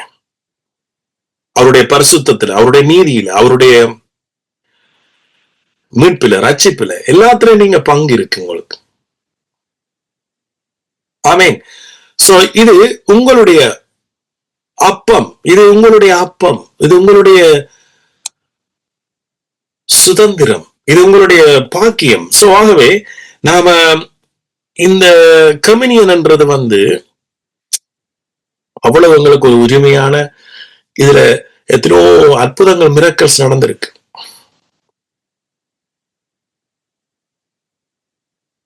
ஏன்னா இது அவருடைய ரத்தத்தால, அவருடைய சரீரத்தாலையும் அவருடைய ரத்தத்தாலையும் பண்ணப்பட்ட ஒரு ஒரு ஒரு ஒரு நிறைவான, ஒரு பரிபூர்ணமான, ஒரு ஆசீர்வாதமான ஒரு ஒரு உடன்படிக்கை. ஆமென். சோ இங்க நாம பரிபூரணத்தை பெற்றுக்கொள்றோம். ஒரு பெரிய ஒரு பரிபூரணத்தை நாம பெற்றுக்கொள்றோம். பெரிய ஒரு ரட்சிப்புகளை நாம பெற்றுக்கொள்றோம். பெரிய ஒரு ஒரு நம்பிக்கையை, விசுவாசத்தை, ஒரு காரியங்களை நாம பெற்றுக்கொள்றோம். இந்த இந்த மேட்ச் என்பது இது எங்களுக்காக ஆயத்தமாக்கப்பட்ட ஒரு காரியம்.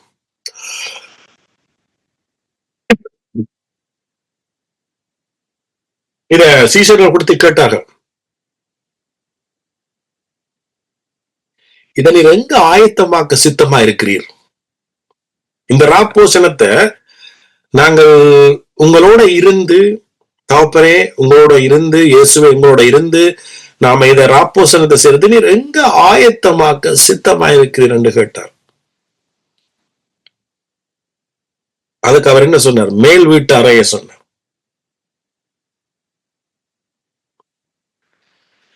ஆமென். சோ இது ஆயத்தமாக்கப்பட்ட ஒரு பந்தி. இது ஆயத்தமாக்கப்பட்ட, இயேசுவின் இரத்தத்தால் ஆயத்தமாக்கப்பட்ட, இயேசுவின் சரீரத்தால் ஆயத்தமாக்கப்பட்ட ஒரு பந்தி. முன்னே ஒரு காலம் நீங்க தேவ பிரசன்னத்துக்குள்ள அல்லது அவருடைய மூலஸ்தானத்துக்குள்ள நீங்க போகலாம். அத இப்ப சொல்றார், தைரியமா என் கிருபாசனத்தை அண்ட வாங்க, பிரவேசிங்கன்னு சொல்ற. ஏன்? இயேசுவின் ரத்தம் பேசிக்கொண்டே இருக்கு.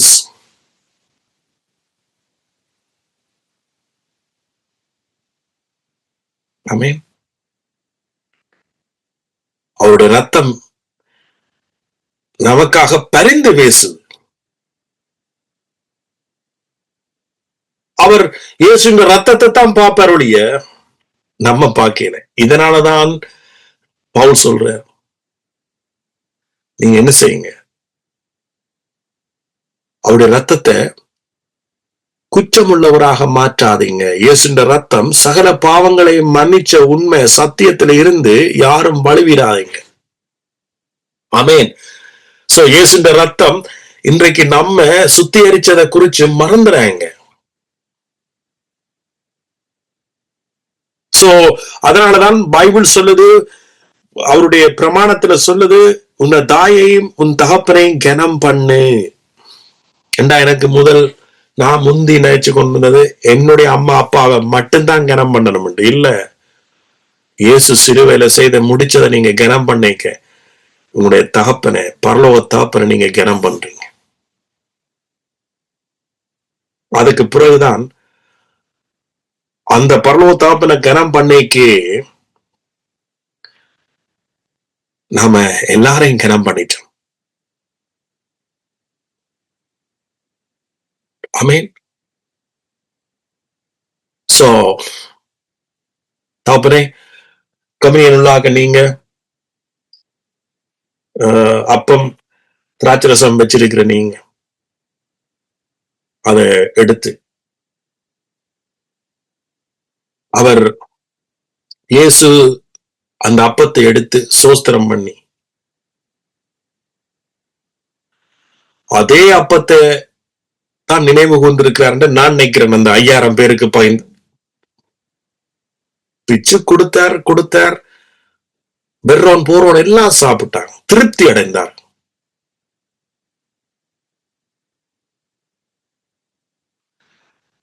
சோ அதே போல இன்றைக்கு உங்களோட வாழ்க்கையில திருப்தி வேணுமா? நீங்க வாழ்க்கையில திருப்தி இல்லாம கன பேர் இருப்பார். திருப்தி இல்லை. அது ஒன்லி இயேசு கிறிஸ்துவால மட்டும்தான் அது வரும். அவரால் மட்டும்தான். ஆகவே அத நீங்க அந்த அப்பத்தை பிச்சு நீங்க உட்கொள்ளுங்க. அதை பிச்சு நீங்க அதை உட்கொள்ளுங்க. குடும்பங்கள் இருந்தா குடும்பங்களுக்கு கொடுங்க, பிள்ளைகளுக்கு கொடுங்க. வாதை உன் கூடாரத்தை அணுகாது. ஆமென். உட்கொள்வோமா? நன்றி இயேசுவே.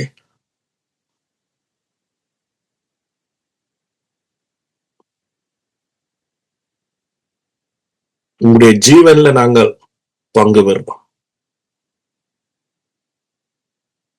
மெய்யாகவே அவருடைய தலைமையினால நாம் என்ன செய்யறோம்? குணமடைகிறோம். நம்முடைய ஆவி, ஆத்மா, சரீரம் குணமடைகிறது. இயேசுவினுடைய ரத்தத்தில் இருக்கிற வல்லமை, அந்த ரத்தத்தில் இருக்கிறதான இரக்கம், கிருபை, தயவு எல்லாமே ஏன்னா அவர் ரத்தத்துலதான் உயிர் இருக்கு. சோ அதே போல இயேசுனுடைய ரத்தத்துல இரக்கம், தயவு எல்லாமே இருக்கிறது. சுகம், பலன், ஆரோக்கியம், மன்னிப்பு எல்லாம். ஆமே. நன்றி இயேசுவே. உட்கொள்வோமா? அப்படியே அவர் அந்த பாத்திரத்தை எடுத்து, இது உங்களுக்காக சிந்தப்படுகிற புதிய உடன்படிக்கையின் ரத்தம். ஆமென். அந்த ரத்தம் தான் இன்றைக்கும் உங்களோட வாழ்க்கையில உங்களுக்கு தெரியாம உலக மக்களுக்கும் உங்களுக்கும் இடையில வித்தியாசம் அதை நான் உணர்ந்து கொள்றேன். அதை நீங்க எப்படி உணர்ந்து கொள்றீங்களோ தெரியல. நாங்க மற்றவங்களை விட நாங்க நல்லவங்களோ அல்லது மற்றவங்கள விட நாங்க கெட்டவங்களோ அதெல்லாம் முக்கியம். இயேசுவின் ரத்தம் எங்களுக்காக பரிந்து பேசுவது.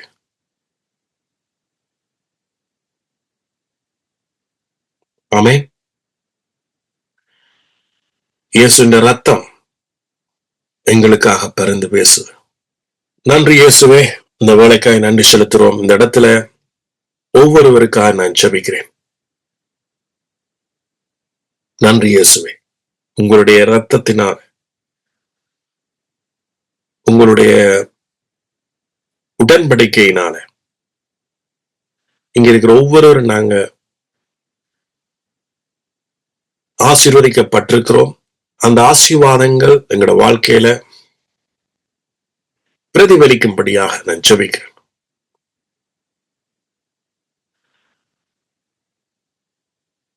நன்றி இயேசுவே. ஒவ்வொருவரும் அதை உணரட்டும், அறியட்டும். இயேசுவின் மூலமா நான் ஜெபிக்கிறேன். சபிக்கப்பட்ட இந்த பூமியில எங்களுக்கு அது ஆசீர்வாதமாய் மாறுறதுக்காய் நன்றி உங்களோட ரத்தத்தினால. சோ அது மட்டுமல்ல, நம்முடைய ஆவி, ஆத்மா, சரீரம் உங்களுடைய ரத்தத்தால கழுவப்பட்டு சுத்திகரிக்கப்பட்டு தகப்பனே உங்களுடைய அன்புக்குள்ள, உங்களுடைய ராஜ்யத்துக்குள்ள எப்படி மீன் தண்ணிக்குள்ள இருக்கோ அதே போல நாங்க உங்களுக்குள்ள, உங்களுடைய அன்புக்குள்ள, உங்களுடைய அன்பின் ராஜ்யத்துக்குள்ள இருக்கிறதுக்காய் நன்றி. அதையே நாம சுவாசிக்கிறதுக்காய் நன்றி செலுத்துகிறோம். இயேசுவின் மூலமாய் ஜெபிக்கிறோம் ஜீவன் நல்ல பிதாவே. ஆமென்.